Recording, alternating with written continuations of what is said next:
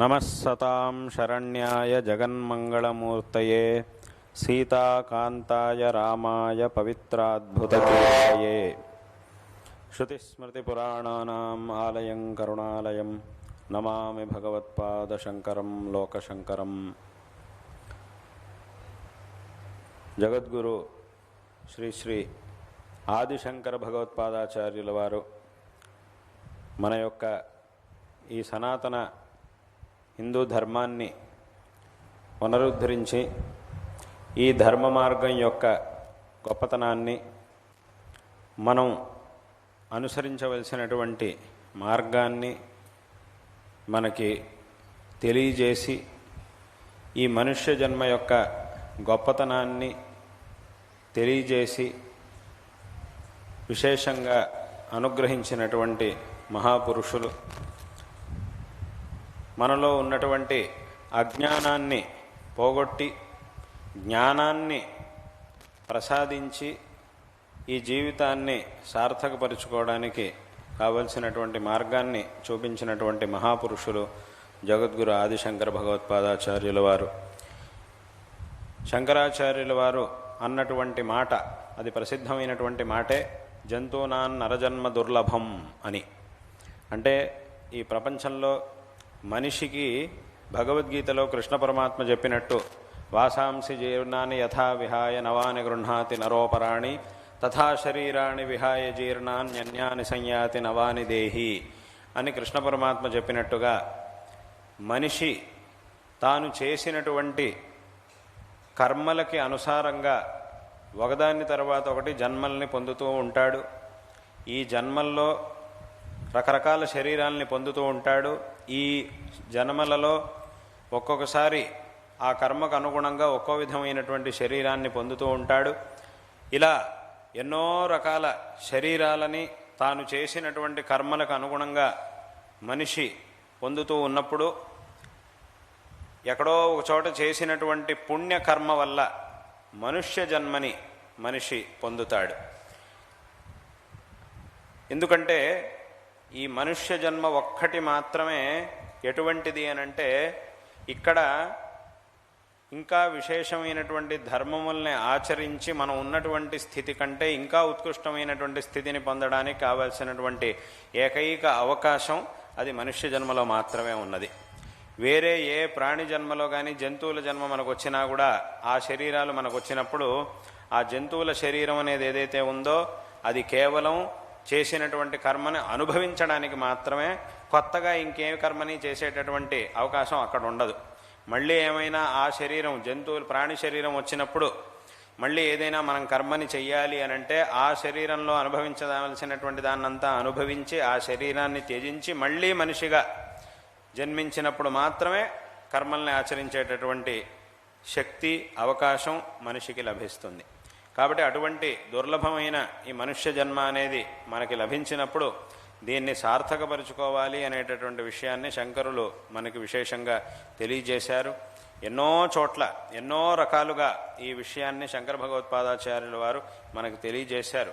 ఇంకా అయితే ఒక చోట కూడా ఇంకా స్పష్టంగా కూడా చెప్పారు. ఏమిటి? భజగోవిందం భజగోవిందం గోవిందం భజ మూఢమతే అని అన్నారు. అంటే కొంచెం తిట్టినట్టుగానే చెప్పారు. మూఢమతి, మూర్ఖుడా, ఏం చేస్తున్నావు? ఇంత మంచి జన్మ నీకు లభించినప్పుడు ఎందుకు వ్యర్థమైనటువంటి పనులని ఎందుకు చేస్తున్నావు అని కాస్త మందలించి ఆ భగవద్భజన చెయ్యి, ధర్మాన్ని ఆచరించు అనేటటువంటి విషయాన్ని శంకరులు స్పష్టంగా తెలియజేశారు. కాబట్టి ఇటువంటి ఈ అమూల్యమైన మనుష్య జన్మ మనకి లభించినప్పుడు దీనిని మనం సార్థకపరుచుకోవాలి. దీన్ని సార్థకపరుచుకోవడానికి కావలసినటువంటి ఏకైక మార్గం, ఉన్నటువంటి ఏకైక మార్గము అనంటే అది శాస్త్రముల్లో చెప్పినటువంటి ధర్మాచరణ. మన యొక్క శాస్త్రములు ఇవన్నీ కూడా వచ్చింది దేనికోసము అనంటే మనకి శ్రేయో మార్గాన్ని చూపించడం కోసం. ఈ ఉన్నటువంటి దుఃఖమయమైనటువంటి అడుగడుగున క్షణక్షణము ఎన్నో విధమైనటువంటి దుఃఖములతో, రకరకాల దుఃఖములతో కూడినటువంటి ఈ సంసారం నుంచి మనల్ని దాటించి మనం శాశ్వతమైనటువంటి సుఖాన్ని, శ్రేయస్సుని పొందడానికి కావాల్సినటువంటి ఆ మార్గాన్నే మన ధర్మం మనకి చూపిస్తూ ఉన్నది. అంటే అందరూ కూడా ఏ మోక్షాన్నైతే కోరుకుంటారో ఆ మోక్ష మార్గాన్ని, సరైనటువంటి మోక్ష మార్గాన్ని మన ధర్మం మనకి చూపిస్తూ ఉన్నది. అంటే ఇక్కడ కొంతమంది అడుగుతారు, అందరూ కూడా మోక్షం కోరుకుంటున్నారు అంటే అని ఎలా చెప్పడం కుదురుతుంది?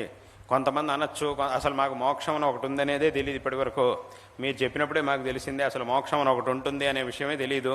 ఏదో మామూలుగా ప్రపంచంలో ఉన్నాం, ఏదో మా పనులు మేము చేసుకుంటున్నాం, ఏదో ఉన్నంతకాలం ఏదో చేయాలనేది మాత్రం తెలుసు తప్ప ఏదో మోక్షం అని అసలు ఒకటి ఉందనే విషయమే మాకు తెలియదు కదా, కాబట్టి అందరూ కూడా మోక్షాన్ని కోరుకుంటున్నారు అని ఎలా అంటారు అని ఒక ప్రశ్న కొంతమందికి వస్తుంది.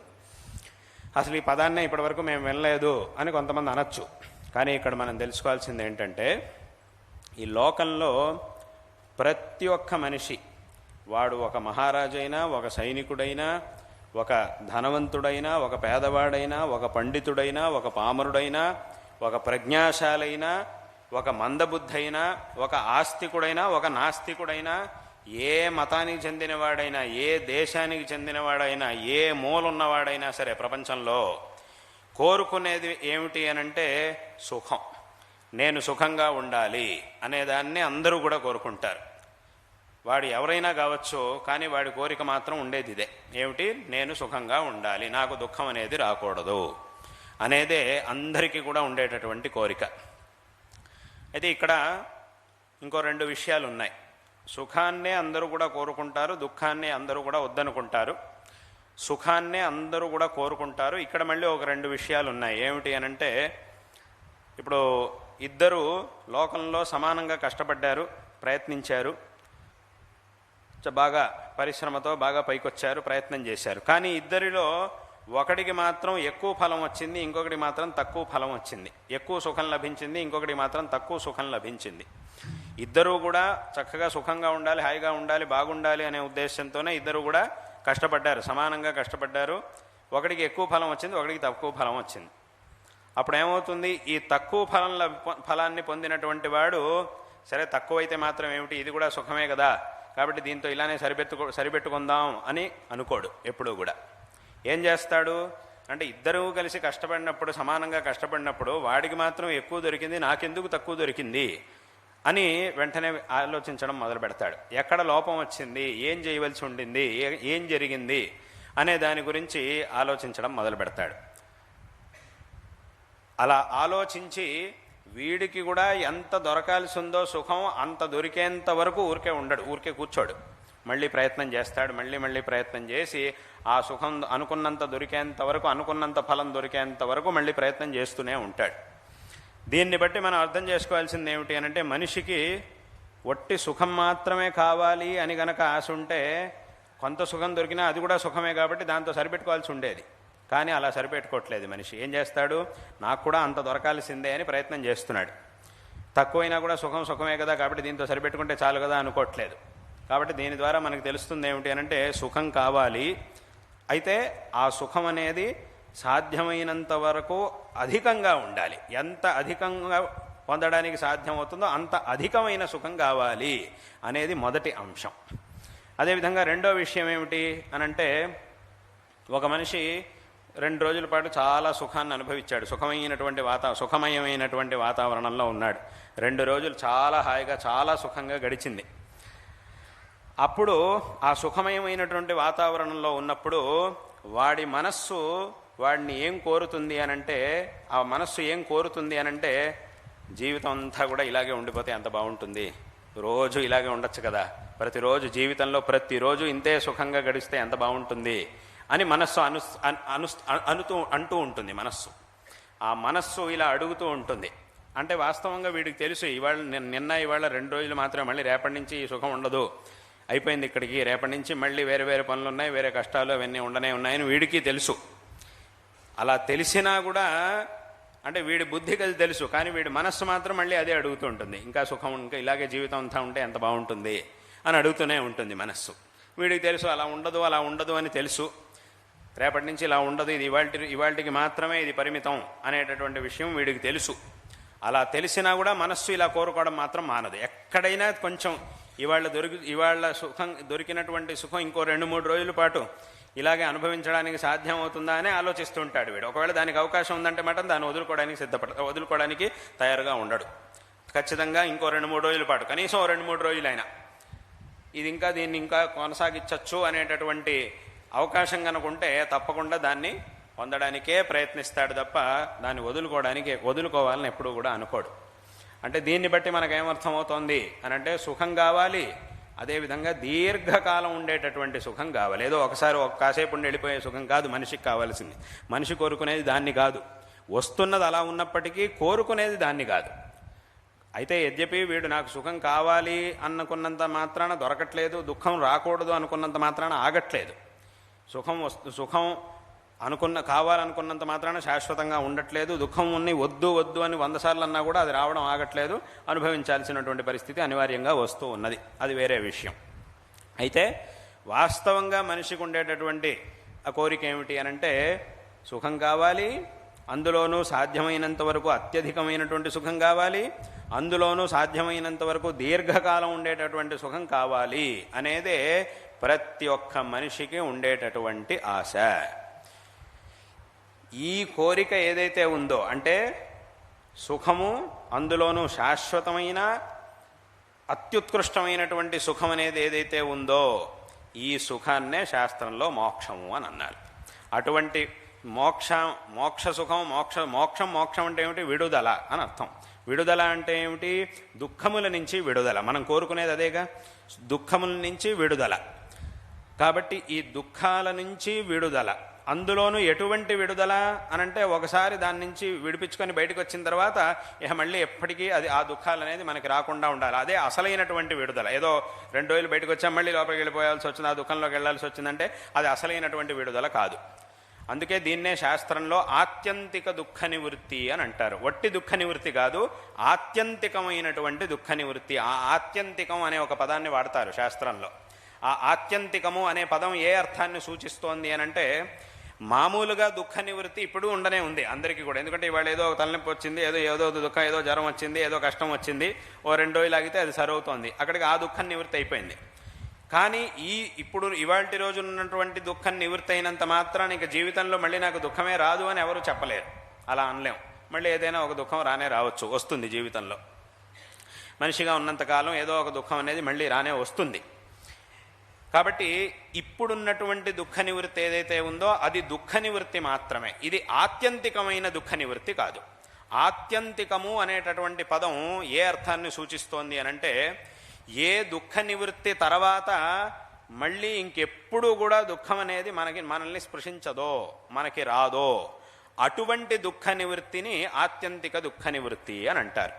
అంటే ఈ దుఃఖ నివృత్తి అయిపోయిన తర్వాత ఇంకా మళ్ళీ ఎప్పుడు కూడా దుఃఖం అనేది మనకి రాదు అనేటటువంటి స్థితి ఏదైతే ఉంటుందో దాన్నే ఆత్యంతిక దుఃఖ నివృత్తి అని శాస్త్రంలో చెప్పారు. ఇప్పుడున్నటువంటి దుఃఖ నివృత్తులు ఏవైతే ఉన్నాయో, దుఃఖం నివృత్తి చెందడం అంటే ఏదైతే ఉందో ఆ దుఃఖ నివృత్తి తర్వాత కూడా మళ్ళీ దుఃఖం రావడానికి అవకాశం ఉంది. కాబట్టి ఇది ఆత్యంతిక దుఃఖ నివృత్తి కాదు. ఆత్యంతికమైన దుఃఖ నివృత్తి అంటే ఏ దుఃఖ నివృత్తి తర్వాత మళ్ళీ ఇంకా దుఃఖం రావడానికి అవకాశమే లేదో అటువంటి దుఃఖ నివృత్తిని ఆత్యంతిక దుఃఖ నివృత్తి అని అంటారు. అదేవిధంగా శాశ్వతమైనటువంటి సుఖప్రాప్తి, శ్రేయఃప్రాప్తి, సుఖప్రాప్తి అనేది ఏదైతే ఉందో ఆ ప్రాప్తినే, ఆ సుఖప్రాప్తినే శాస్త్రముల్లో మోక్షము అని అన్నారు. కాబట్టి అక్కడికి ఏమైంది అనంటే జనాలందరూ కూడా ఏ సుఖాన్నైతే కోరుకుంటూ ఉన్నారో దాన్నే శాస్త్రంలో మోక్షం అన్నారు అనే మాట జనాలకి తెలియదు అంతే. దీనికే శాస్త్రం ప్రకారం మోక్షం అని పేరు అనే ఒక్క విషయం జనాలకు తెలియదు అంతే తప్ప వాస్తవంగా జనాలందరూ కోరుకునేది మోక్షాన్నే.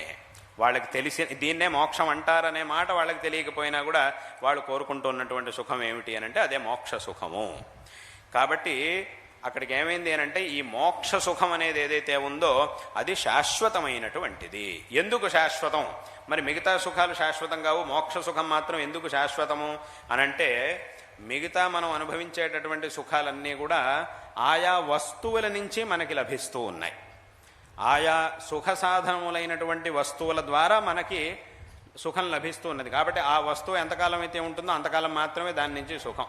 అది పోయింది అనంటే అక్కడికి ఆ సుఖం అనేది కూడా నివృత్తి అయిపోతుంది. అయితే ఈ మోక్షకాలంలో మనకి లభించేటటువంటి సుఖం ఏదైతే ఉందో అది మన యొక్క ఆత్మస్వరూపమైనటువంటి సుఖం. అందుకే మన యొక్క ఆత్మ అనేది పరబ్రహ్మస్వరూపము, దీన్నే శంకరాచార్యులు వారు ఉపదేశించారు. నీ యొక్క ఆత్మ ఏమిటి అనేదాన్ని నువ్వు తెలుసుకోవాలి. నీ స్వరూపం అనేది ఏదైతే ఉందో దాన్ని నువ్వు తెలుసుకో. అంతే తప్ప ఎక్కడెక్కడికో బాహ్యమైనటువంటి ప్రపంచంలో నువ్వు సుఖం కోసం ఎంత వెతికినా కూడా అది నీకు లభించదు. నీ యొక్క ఆత్మస్వరూపమైనటువంటి సుఖం ఏదైతే ఉందో దాన్ని నువ్వు పొందేటటువంటి ప్రయత్నం, దాన్ని నువ్వు చక్కగా తెలుసుకునేటటువంటి ప్రయత్నాన్ని చేసినప్పుడు అది పరిపూర్ణమైనటువంటి సుఖం నీకు లభిస్తుంది. అందుకే ఈ ఆత్మని శాస్త్రంలో సచ్చిదానంద స్వరూపం అని అన్నారు. సచ్చిదానంద స్వరూపం అంటే ఏమిటి? సత్స్వరూపం, చిత్ స్వరూపం, ఆనంద స్వరూపం అని 3 అంశాలు అక్కడ ఉన్నాయి. సత్స్వరూపం అంటే ఏమిటి? అస్తిత్వం. ఏదైనా ఒక వస్తువు ఉన్నది అని మనం చెప్పగలుగుతున్నాము అనంటే ఆ పరబ్రహ్మ చైతన్యం వల్లనే మనం అలా చెప్పగలుగుతూ ఉన్నాం. కాబట్టి అది సత్స్వరూపం. అలాగే చిత్ స్వరూపం. చిత్ స్వరూపం అంటే చిత్ అంటే సంస్కృతంలో చైతన్యము అని అర్థం. ఆ చైతన్యం అనేది ఏదైతే ఉందో అది కూడా ఆ పరబ్రహ్మ యొక్క చైతన్యమే అందరిలోనూ కూడా వ్యాపించి ఉన్నది అనే మాటని శంకరులు విశేషంగా ఉపనిషత్తులు చెబుతున్నాయి. దాన్నే శంకరులు విశేషంగా తెలియజేశారు. అదేవిధంగా ఆనంద స్వరూపం. ఆనందం అనేది ఏదైతే ఉందో అది కూడా మన యొక్క ఆత్మస్వరూపమే. కాబట్టి ఎప్పుడైతే దాన్ని మనం తెలుసుకుంటామో అది మనకి పరిపూర్ణంగా లభిస్తుంది. ఈ ఆత్మస్వరూపమైనటువంటి సుఖం కాబట్టి అది ఎప్పుడు కూడా మన ఆత్మ మనల్ని వదిలిపెట్టి ఎక్కడికి వెళ్తుంది? ఆత్మ అంటే దాని అర్థం ఏమిటి? మన స్వరూపం అని అర్థం. ఏదో ఆత్మ అనగానే ఏదో శరీరంలోంచి ఇట్లా ఏదో ఆత్మ ఏదో దయ్యంలాగా ఇట్లా బయటికి రావడం ఇవన్నీ ఆత్మలు కావు. ఏదో అవన్నీ ఏవో చెప్తుంటా, అవి కాదు ఆత్మ అనంటే దాని అర్థం అది కాదు. ఆత్మ అనంటే మన స్వరూపం అని అర్థం. ఏదో ఆత్మ అనగానే ఏదో దయ్యాల గురించి భూతాల గురించి ఏదో చెప్తున్నారేమో అని అనుకోవద్దు, అని కాదు అనుకోవాల్సింది. ఆత్మ అంటే మన యొక్క స్వరూపము అని అర్థం. ఎందుకంటే ఈ శరీరం ఇవన్నీ ఏవైతే ఉన్నాయో ఇది మనం కాదు. మన యొక్క స్వరూపం ఇది కాదు. ఇది మన యొక్క ఉపాధి, మనకు వచ్చినటువంటిది, కర్మ వల్ల వచ్చినటువంటిది. ఇది కొంతకాలం ఉంటుంది, వెళ్ళిపోతుంది. కానీ దీన్ని నడిపించేటటువంటిది ఏదైతే ఉందో అది దాన్నే ఆత్మ, దాన్నే చైతన్య స్వరూపమైనటువంటి ఆత్మ అని అంటారు. కాబట్టి ఇక్కడ ఆత్మ అనంటే మన యొక్క ఈ శరీరంలో ఉండేటటువంటి చైతన్యం. ఏ చైతన్యం ద్వారా ఈ శరీరం పనిచేస్తూ ఉన్నదో, ఏ చైతన్యం ద్వారా ప్రేరితమై ఈ శరీరం అనేది పనిచేస్తూ ఉన్నదో దాన్నే ఆత్మ అని అంటారు. అది ఎటువంటిది అనంటే సచ్చిదానంద స్వరూపం అయినటువంటిది. అది ఆనంద స్వరూపం అయినటువంటిది. అదేమిటండి మా ఆత్మ ఆనంద స్వరూపం అని ఎలా తెలుస్తుంది? అదేమిటి అది ఆనంద స్వరూపం అని ఎలా అని కొంతమందికి అనిపిస్తుంది. దీన్ని తెలుసుకోవడానికి చాలా సులభమైనటువంటి మార్గం ఏమిటి అనంటే, ఇప్పుడు నిద్రపోతూ ఉన్నప్పుడు చాలా సుఖంగా ఉంటుంది అందరికీ, అందులో ఏమాత్రం సందేహం లేదుగా. అందరికీ కూడా నిద్రాకాలంలో ఎంతో సుఖంగా ఉంటుంది, చాలా సుఖం. ఆ సుఖం ఎక్కడి నుంచి వస్తుంది? ఇప్పుడు లోకంలో ఏదైనా భోగ్య వస్తువు ఉన్నప్పుడు దానివల్ల ఏదైనా తింటే ఏదో ఆనందం, ఏదైనా వింటే ఆనందం, ఏదైనా చూస్తే ఆనందం, ఏదైనా పని చేస్తే ఆనందం, ఇలా భోగ్య వస్తువుల నుంచి ఆనందాలు వస్తూ ఉన్నాయి. అది ఉంది. మరి నిద్రపోతూ ఉన్నప్పుడు ఏం చూస్తున్నాడు, ఏం తింటున్నాడు, ఏం వింటున్నాడు, ఏం చేస్తున్నాడు? ఏమీ చేయట్లే. ఏమీ చెయ్యకపోయినా కూడా చాలా ఆనందంగా ఉంది. మరి ఆనందం ఎక్కడి నుంచి వస్తుంది? అక్కడికి ఏమైందనంటే ఆనందం అనేది ఏదో చేస్తే వచ్చేది కాదు, చేస్తే కూడా వస్తుంది, అది వేరు. కానీ అసలైనటువంటి ఆనందం ఎక్కడుంది అనంటే మన యొక్క ఆత్మస్వరూపంలోనే ఉంది. కాబట్టే ఆ సుషుప్తి అంటే ఆ నిద్రావస్థలో ఎంతో ఉత్కృష్టమైనటువంటి ఏ విధమైనటువంటి సాధనములు ఏవీ లేకపోయినా కూడా ఆ ఆనందం అనేది విశేషం. అందులోనూ ఒక పెద్ద మహారాజు అయినా సరే, ఒక సామాన్యుడైనా సరే, ఒక ధనవంతుడైనా సరే, ఒక పేదవాడైనా సరే నిద్రావస్థలో ఉన్నప్పుడు మాత్రం ఆ ఆనందం అనేది ఇద్దరికీ కూడా సమానంగా ఉంటుంది. అందులో ఏ విధమైనటువంటి తేడా ఉండదు. ఆ మహారాజు కాబట్టి ఆయన నిద్రపోతే ఆయనకి ఎక్కువ సుఖం అండి, వీడు పేదవాడు కాబట్టి, వీడు సామాన్యుడు కాబట్టి, వీడు పామరుడు కాబట్టి, పండితులకైతే బాగా నిద్ర వస్తుందండి, వీడు పామరులకైతే అంత నిద్ర రాదండి, అలా ఆ తేడా ఏమి ఉండదు. ఎందుకంటే అది ఆత్మస్వరూపం సుఖం కాబట్టి. ఆ ఆత్మ అయినా ఈ ఆత్మ అయినా ఒకటే కాబట్టి ఆ పాండిత్యాదుల విషయంలో తేడా ఉండొచ్చు. కానీ ఆ ఆత్మస్వరూపం అనేది, ఆత్మ అనేది సర్వత్రా వ్యాపించి ఉన్నటువంటి ఒకే ఒక వస్తువు కాబట్టి అది సమానంగా ఉంటుంది. కాబట్టి ఆ ఆత్మస్వరూపమైనటువంటి సుఖం ఏదైతే ఉందో అది మనకి ఒకే విధంగా భాషిస్తూ ఉంటుంది ఆ నిద్రావస్థలో. అంటే ఈ నిద్రావస్థను ఎందుకు ఉదాహరిస్తున్నాము అనంటే ఆ ఆనందం ఎలా ఉంటుంది అనేదాన్ని ఉదాహరించడం కోసం, ఒక దింగ్మాత్రంగా చూపించడం కోసం దీన్ని శాస్త్రంలో విశేషంగా చెప్పారు. అయితే ఒకటి నిద్రపోతూ ఉంటే సరిపోదుగా, అలాగని ఎప్పుడు 24 గంటలు నిద్రపోవడం అనేది ఎవరి వల్ల సాధ్యం కాదు. 10 రోజుల పాటు ఎవరు నిద్రపోలేరు. అట్లా ఏమవుతుంది, కొంతసేపు నిద్రపోతారు, తర్వాత మళ్ళీ ఆ కర్మ అనేది ఏదైతే ఉందో అది మనల్ని బయటికి తోస్తూ ఉంటుంది. చాలు చాలు హలే ఇంకలే మళ్ళీ బయటికి వెళ్ళు, మళ్ళీ జాగ్రత్త అవస్థలోకి వెళ్ళు అని మళ్ళీ మనల్ని తోస్తూ ఉంటుంది. కాబట్టి ఏమవుతుందంటే యద్యపి నిద్రావస్థలో ఉన్నప్పుడు మన ఆత్మసుఖం మనకి లభిస్తోంది, కానీ అక్కడే మనం ఉండలేకపోతున్నాం. ఎవరు కూడా అక్కడ ఉండలేరు. అది స్థిరంగా ఉండడం కుదరట్లేదు. కాసేపు అయిన తర్వాత మళ్ళీ దాని నుంచి లే అని అది మళ్ళీ మనల్ని లేపుతోంది, బయటికి వెళ్ళమని చెప్తోంది. బయటకు వచ్చిన తర్వాత మళ్ళీ అది ఆ ఆనందం, ఆత్మస్వరూపమైనటువంటి ఆనందం అనేది ఏదైతే ఉందో అది మళ్ళీ కనుమరుగైపోతోంది. అంటే మళ్ళీ అలా బయటకు వచ్చినప్పుడు ఏమవుతుందనంటే ఆ ఆనందం కాస్త కనుమరుగైపోతుంది. మళ్ళీ వ్యవహారం, ఈ పనులు, ఈ తలనొప్పులు ఇవన్నీ కూడా ఉండనే ఉన్నాయి, ఈ దుఃఖాలు ఇవన్నీ. కాబట్టి అక్కడికి ఏమైంది అనంటే అసలైనటువంటి ఆనందం ఎక్కడుంది అనంటే జీవుడి యొక్క ఆత్మస్వరూపంలోనే, ఆ సచ్చిదానంద స్వరూపమైన ఆత్మలోనే అసలైనటువంటి ఆనందం అనేది ఉండేది. అయితే ఈ నిద్రావస్థలో ఏమవుతోంది, నిద్రావస్థలో కానీ అంటే అందరికీ అర్థం అవడం కోసం నిద్రావస్థ అని చెప్పాం. నిద్రావస్థ అయినా పర్వాలేదు, ధ్యానావస్థ అయినా పర్వాలేదు. అన్ని విషయాల్ని వదిలిపెట్టి ధ్యానంలో కూర్చున్నప్పుడు ఆ ఆత్మస్వరూపాన్ని చక్కగా ధ్యానిస్తూ ఉన్నప్పుడు కూడా విశేషమైనటువంటి ఆనందానుభవం అనేది మనకి కలుగుతుంది. అది కూడా మన యొక్క ఆత్మానందమే. కాబట్టి అక్కడ ఏమైంది అనంటే ఈ ఆత్మ అనేదే ఆనంద స్వరూపము అని శాస్త్రముల్లో విశేషంగా చెప్పారు. దాన్నే శంకర భగవత్పాదాచార్యులు వారు కూడా విశేషంగా తెలియజేశారు. అయితే ఏమవుతోందనంటే మిగతా సమయాల్లో ఈ మన యొక్క ఆత్మస్వరూపం అనేది ఏదైతే ఉందో దానికి మనకి మధ్యలో ఒక తెరలాగా అవిద్య అనేటటువంటిది ఉన్నది. అంటే ఏమిటి, మనకి మన స్వరూపమైనటువంటి ఆనందానికి మధ్యలో ఒక తెర అనేది ఉంది. ఎలాగైతే ఇప్పుడు వర్షాకాలంలో సూర్యుడికి మనకి మధ్యలో మబ్బులుంటాయో, అవి అడ్డంగా ఉంటాయో, అవి అడ్డంగా ఉండడం వల్ల ఏమవుతోందనంటే ఆ సూర్యుడి యొక్క ప్రకాశం కొంతవరకు మాత్రమే మనకు తెలుస్తోంది, వెలుగు మాత్రమే తెలుస్తోంది తప్ప ఆ తీక్ష్ణమైనటువంటి కిరణాలు మనకు తెలియట్లేదు. వర్షాకాలమైనా కూడా ఆకాశంలో మబ్బులు కమ్మినప్పుడు కూడా మనం బయటకు వస్తే అన్నీ బాగానే కనబడుతూనే ఉన్నాయి, వెలుగు బాగానే ఉంది, బాగానే కనబడుతూనే ఉన్నాయి. కానీ ఆ మబ్బులన్నీ తొలగిపోయినప్పుడు అత్యంత ప్రఖరమైనటువంటి ఆ సూర్యకాంతిని మనం చూడగలుగుతాం. అదేవిధంగా ఈ నిద్రావస్థలో యద్యపి మన ఆత్మస్వరూపమైనటువంటి ఆనందం మనకి లభిస్తోంది, కానీ దానికి మనకి మధ్యలో ఆ సమయంలో ఈ అవిద్య అనేది ఉండడం వల్ల సంపూర్ణంగా దాన్ని మనం అనుభవించలేకపోతున్నాం. అదే ఎప్పుడైతే మన ఆత్మస్వరూపాన్ని మనం చక్కగా తెలుసుకుంటామో దానివల్ల విద్య అంటే జ్ఞానం అనేది మనకి చక్కగా ఏర్పడి ఈ జ్ఞానము చేత అజ్ఞానం అనేది నివృత్తి చేయబడుతుంది, అజ్ఞానం అనేది నాశనం అయిపోతుంది. అప్పుడు ఆ ఆకాశంలో మబ్బులు తొలగిపోయినప్పుడు సంపూర్ణమైనటువంటి సూర్యప్రకాశం మనకి లభించినట్టుగా సంపూర్ణమైనటువంటి, దీన్నే పూర్ణానందము అని అంటారు శాస్త్రంలో, ఆ పరిపూర్ణమైనటువంటి ఆనందం మనకి లభిస్తుంది. అంటే మన ఆత్మస్వరూపమైనటువంటి ఆనందం మనకి లభిస్తుంది.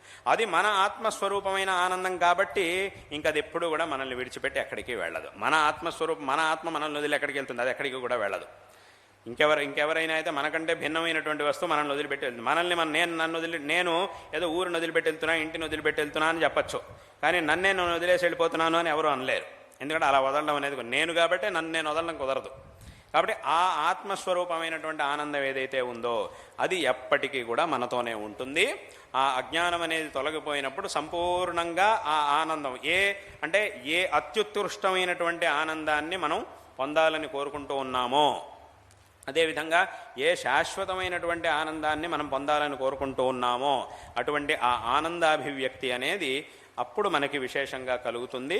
దీన్నే మోక్షము అని అంటారు. అక్కడికి మోక్షము అని అంటే ఏమిటి, ఈ అజ్ఞానం అంటే ఏదైతే మనకి సాంసారికమైనటువంటి దుఃఖములన్నిటికీ కూడా కారణమై ఉన్నదో ఆ అజ్ఞానాన్ని జ్ఞానము ద్వారా పోగొట్టి మన యొక్క వాస్తవ స్వరూపాన్ని మనం తెలుసుకొని మన వాస్తవ స్వరూపానికి మనకి మధ్యలో ఉన్నటువంటి ఈ ప్రతిబంధకాలు, తెరలని అన్నిటినీ కూడా తొలగించుకొని పరిపూర్ణమైనటువంటి ఆత్మజ్ఞానాన్ని, ఆత్మని తెలుసుకొని పరిపూర్ణమైనటువంటి ఆనందాన్ని పొందడం అనేదే మోక్షము అనంటే.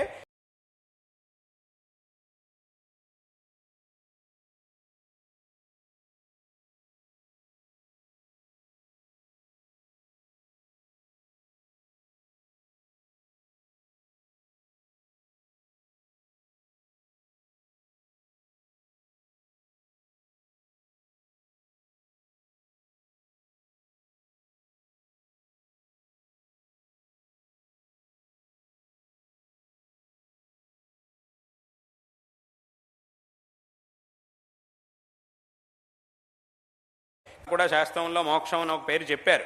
అయితే వాటన్నిటికంటే కూడా ముఖ్యమైనటువంటి అసలైనటువంటి మోక్షం ఏమిటయ్యా అనంటే దాన్నే శాస్త్రముల్లో విశేషంగా చెప్పారు. కాబట్టి యథావత ఎందుకు చెప్పొచ్చామనంటే అందరికీ కూడా ఆ సుఖం కావాలి అనేటటువంటి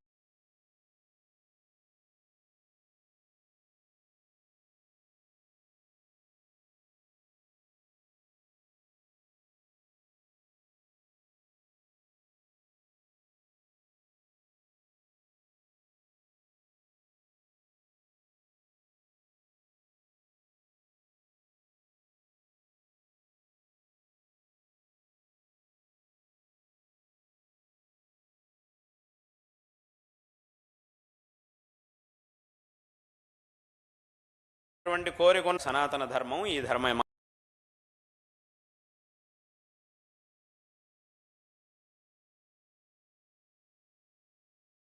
మార్గం. కాబట్టి ఈ మార్గం మనకి మన యొక్క ధర్మం మనకి ఆ శ్రేయో మార్గాన్ని, ఆ మోక్ష మార్గాన్ని, దానికి కావలసినటువంటి ఆచరణలని మనకి తెలియజేస్తూ ఉన్నది. కాబట్టి ఈ ధర్మాల్ని వీటన్నిటినీ కూడా మనం ఆచరించడం వల్ల ఆ ఫలం అనేది ఎక్కడికి వెళ్తుంది, ఎక్కడికి వెళ్ళి ఆగుతుంది అనంటే ఆ మోక్షంలోకి వెళ్ళి సమాప్తి చెందుతుంది. కాబట్టి దీన్ని అందరూ కూడా చక్కగా తెలుసుకోవాలి. ఈ మార్గాన్నే శంకర భగవత్పాదాచార్యుల వారు విశేషంగా మనకి తెలియజేశారు. అందులో విశేషంగా ఆ అద్వైత తత్వాన్ని శంకర భగవత్పాదాచార్యుల వారు విశేషంగా మనకి తెలియజేశారు. ఆ అద్వైత తత్వం అంటే ఏమిటి, దానికి పూర్వభావిగా మనం ఏమేమి ఆచరించాలి, ఏం చెయ్యాలి, కర్మ మార్గం, భక్తి మార్గం, జ్ఞాన మార్గం, వీటన్నిటిని కూడా చూపించి వీటన్నిటికీ ఒక విశేషమైనటువంటి సమన్వయాన్ని ఏర్పరిచి శంకర భగవత్పాదాచార్యుల వారు అందరికీ కూడా శ్రేయో మార్గాన్ని ఉపదేశించారు. వారు చేసినటువంటి మార్గదర్శనం అనేది ఎంతో ఆవశ్యకం. ఇలా శాశ్వతమైనటువంటి శ్రేయస్సుని ఎవరెవరైతే కోరుకుంటున్నారో వారందరికీ కూడా శంకర భగవత్పాదాచార్యుల వారు గురువు. ఇలా ఎవరు కోరుకుంటారు? ఇప్పుడు చెప్పినట్టుగా ప్రపంచంలో ఉండే అందరూ కోరుకుంటారు. మొత్తం జగత్తే ఇలా కోరుకుంటోంది. కాబట్టే అందరికీ శంకరాచార్యుల వారు గురువు అయ్యారు. కాబట్టే శంకరాచార్యుల వారిని జగద్గురువు అని అంటాం. వారిని మనం జగద్గురువులు అని అంటున్నదే అందుకోసం. ఎందుకు? ఈ జగత్తులో ఉండే ప్రతి ఒక్కరూ కూడా దేన్నైతే కోరుకుంటారో దానికి కావలసినటువంటి సరైన మార్గాన్ని చూపించినటువంటి వారు. కాబట్టి వారిని జగద్గురువులు అని అంటూ ఉన్నాం. ఈ జగద్గురు అనేటటువంటి మాటకి రకరకాల అర్థాలు ఉన్నాయి, చాలా రకాలైనటువంటి అర్థాలు ఉన్నాయి.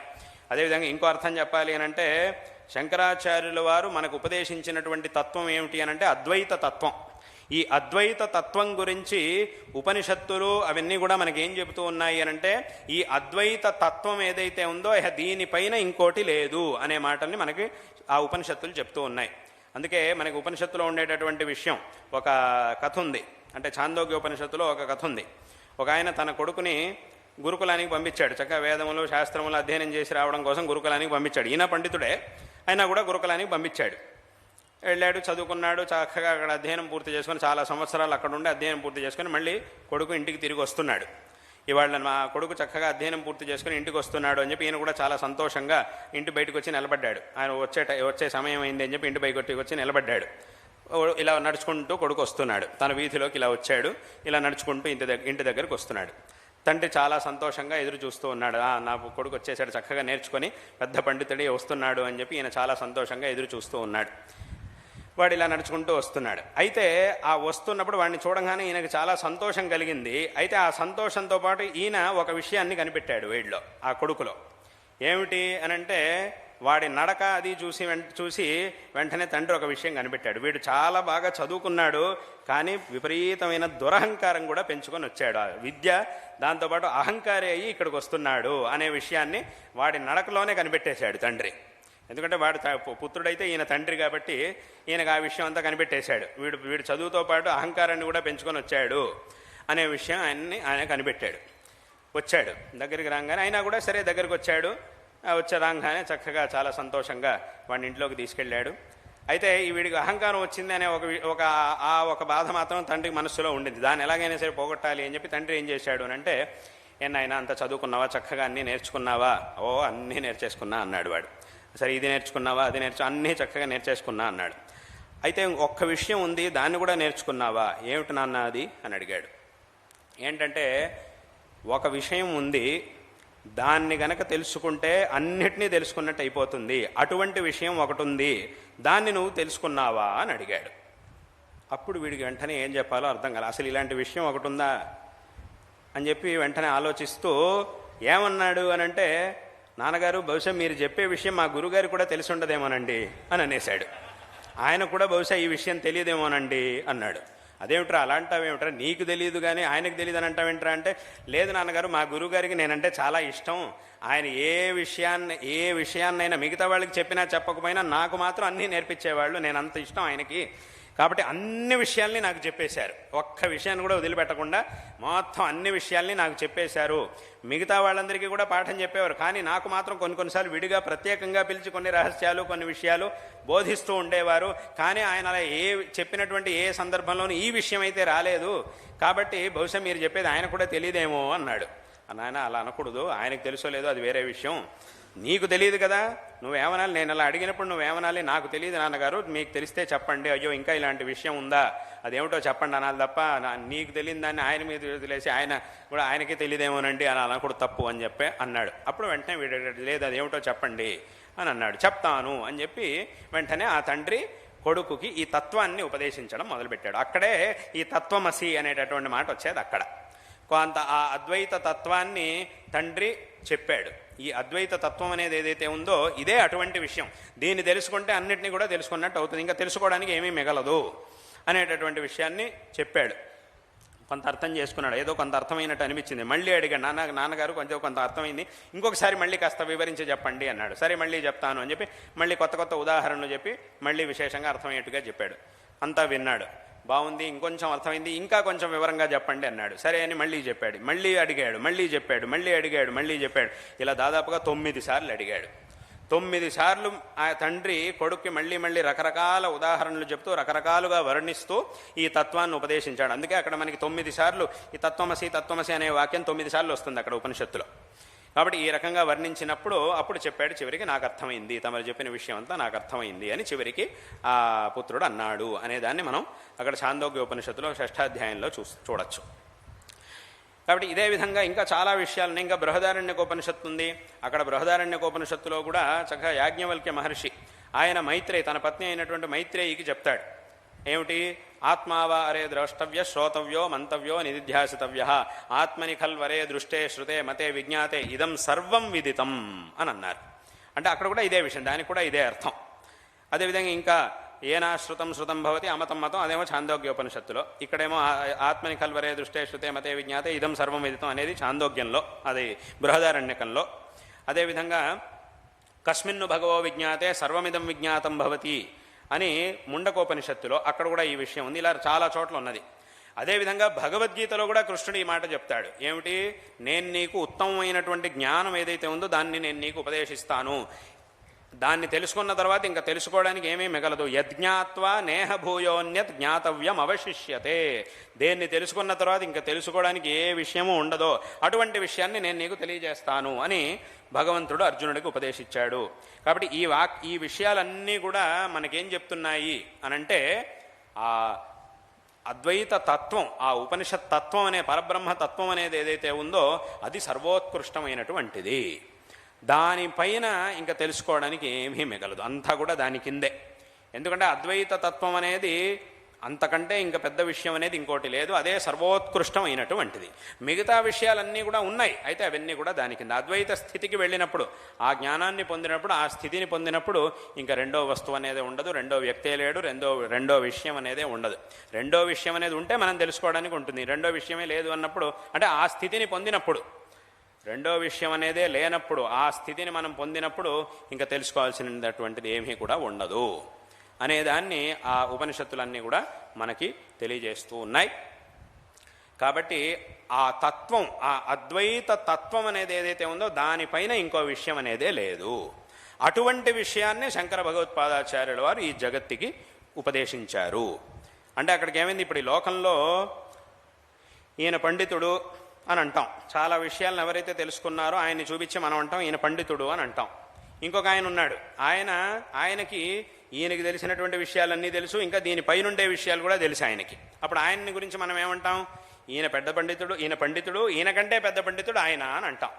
అలాగే ఇంకొక ఆయన, మూడో ఆయన ఒక ఆయన ఉన్నాడు, వీళ్ళిద్దరికీ ఎంత తెలుసో అది తెలుసు, దానిపైన ఉండే విషయాలు కూడా తెలుసు. ఆయన ఏమంటాం, వీళ్ళిద్దరికంటే ఆయన పెద్ద పండితుడండి అని అంటాం. ఆయనకంటే పెద్ద అని ఇలా ఆ పాండిత్యాన్ని మనం అలా చెప్పుకుంటూ వెళ్తాం. ఇలా ఇది ఎక్కడికి వెళ్ళి ఆగుతుంది అనంటే, ఎక్కడికి వెళ్ళి ఆగాలి అనంటే దేనిపైన ఇంకో విషయమే లేదు.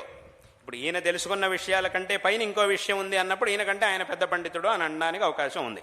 ఇంకా దీనిపైన ఇంకో విషయమే లేదు అని అన్నప్పుడు దాన్ని తెలుసుకున్నటువంటి మనిషి అనేవాడు కూడా ఉండడు. కాబట్టి ఈయనే అందరికంటే కూడా పెద్ద పండితుడు, అందరికంటే కూడా పెద్ద జ్ఞాని ఈయన. ఎందుకంటే దీనిపైన, ఒకవేళ దీనిపైన కూడా ఇంకొక విషయం ఉండుంటే, ఆ విషయాన్ని తెలుసుకున్నటువంటి వ్యక్తి ఇంకొకరు ఉండుంటే ఆయనని ఈయనకంటే పెద్ద పండితుడు, పెద్ద జ్ఞాని అని మనం అనొచ్చు. కానీ ఇక్కడ అద్వైత తత్వం కంటే పైన ఇంకో విషయం అనేదే లేదు. దాన్నే ఇప్పుడు చెప్పినటువంటి ఉపనిషద్వాక్యాలన్నీ కూడా మనకి తెలియజేస్తూ ఉన్నాయి. కాబట్టి ఆ అద్వైత తత్వాన్ని తెలుసుకున్నటువంటి జ్ఞాని ఎవరైతే ఉన్నారో ఆ జ్ఞాని కంటే కూడా పెద్దవారు ఎవరు కూడా ఉండడానికి సాధ్యం లేదు. ఎప్పుడు ఉండొచ్చు, దీనికంటే పైన ఇంకో విషయం ఉంటాయి. కాబట్టి కానీ దీనికంటే పైన ఇంకో విషయమే లేదు అని మనకు ఉపనిషత్తులు చెబుతూ ఉన్నాయి, స్పష్టంగా చెబుతూ ఉన్నాయి. కాబట్టి అంటే అక్కడికి ఏమైంది, సమస్త జగత్తులోనూ ఏదైతే సర్వోత్కృష్టమైనటువంటి విషయమో అటువంటి ఆ అద్వైత తత్వాన్ని తెలిసినటువంటి వారై ఆ తత్వాన్ని మనకు ఉపదేశించినటువంటి వారు శంకర భగవత్పాదాచార్యులు. అంటే అక్కడికి సమస్త జగత్తులోనూ అత్యుత్కృష్టమైనటువంటి జ్ఞానం కలిగినటువంటి వారు శంకరులు. కాబట్టి అందుకోసం కూడా వారిని మనం జగద్గురువులు అని అంటాం. అంటే జగత్తులోనే సర్వోత్కృష్టమైనటువంటి జ్ఞానం కలిగినటువంటి వారై దాన్ని ఉపదేశించేటటువంటి వారు. ఎందుకంటే గురువు ఎప్పుడు కూడా ఒక గురుత్వం అనేది ఎలా ఏర్పడుతుంది అంటే జ్ఞానం చేత, ఉపదేశం చేత, ఈ రెండిటి చేత గురుత్వం అనేది ఏ వ్యక్తిలో అయినా ఏర్పడుతుంది. కాబట్టి అటువంటి జ్ఞానము, ఆ జ్ఞానాన్ని ఉపదేశించడం, ఈ రెండిటిని కూడా శంకరులు చేశారు. కాబట్టి శంకరుల్ని మనం జగద్గురువులు అని అంటూ ఉన్నాం. కాబట్టి ఈ విధంగా ఆ జగద్గురు అనేటటువంటి శబ్దానికి రకరకాలుగా అర్థం ఉంది. అనేక విధమైనటువంటి అర్థాలని మనం విశేషంగా శంకర భగవత్పాదాచార్యుల వారిలో చూడగలుగుతాం. కాబట్టి ఇటువంటి ఈ ధర్మాన్ని, మన యొక్క ఈ సర్వోత్కృష్టమైనటువంటి సనాతన హిందూ ధర్మాన్ని శంకర భగవత్పాదాచార్యుల వారు పునరుద్ధరించి మనకి విశేషంగా ఉపదేశించారు. రకరకాలుగా, ఎన్నో రకాలుగా ఈ ధర్మాన్ని, ఈ తత్వాన్ని శంకర భగవత్పాదాచార్యుల వారు ఉపదేశించారు. పెద్ద పెద్ద భాష్యాల్లో పెద్ద పెద్ద చర్చల్ని చేసి ఈ విషయాలను ఉపదేశించారు. ఒక్క శ్లోకంలో ఈ విషయాన్ని ఉపదేశించేశారు. రెండు రకాలుగాను శంకరాచార్యుల వారు చేశారు. ఒకే ఒక శ్లోకం, ఆ ఒక్క దాన్ని ఏకశ్లోక ప్రకరణం అని అంటారు. ఆ ఒక్క శ్లోకంలోనే మొత్తం సమస్త భాష్యాల్లో, ఉపనిషత్తుల్లో ఏమేం చెప్తున్నారు వాటన్నిటి కూడా ఒకసారి ఒక శిష్యుడు శంకరాచార్యుల వారి దగ్గరికి వచ్చి అడిగాడు, స్వామి నాకు తత్వం గురించి చెప్పండి, అయితే నువ్వు ఈ భాష్యం ఇవన్నీ అధ్యయనం చేయాలన్నారు. అమ్మో అవన్నీ అధ్యయనం చేయడం నా వల్ల కాదు, అంత శక్తి నాకు లేదు, సంక్షిప్తంగా ఉపదేశించండి అని అన్నారు. అయితే నీకు సంక్షేపంగా ఉపదేశం చేయాలా?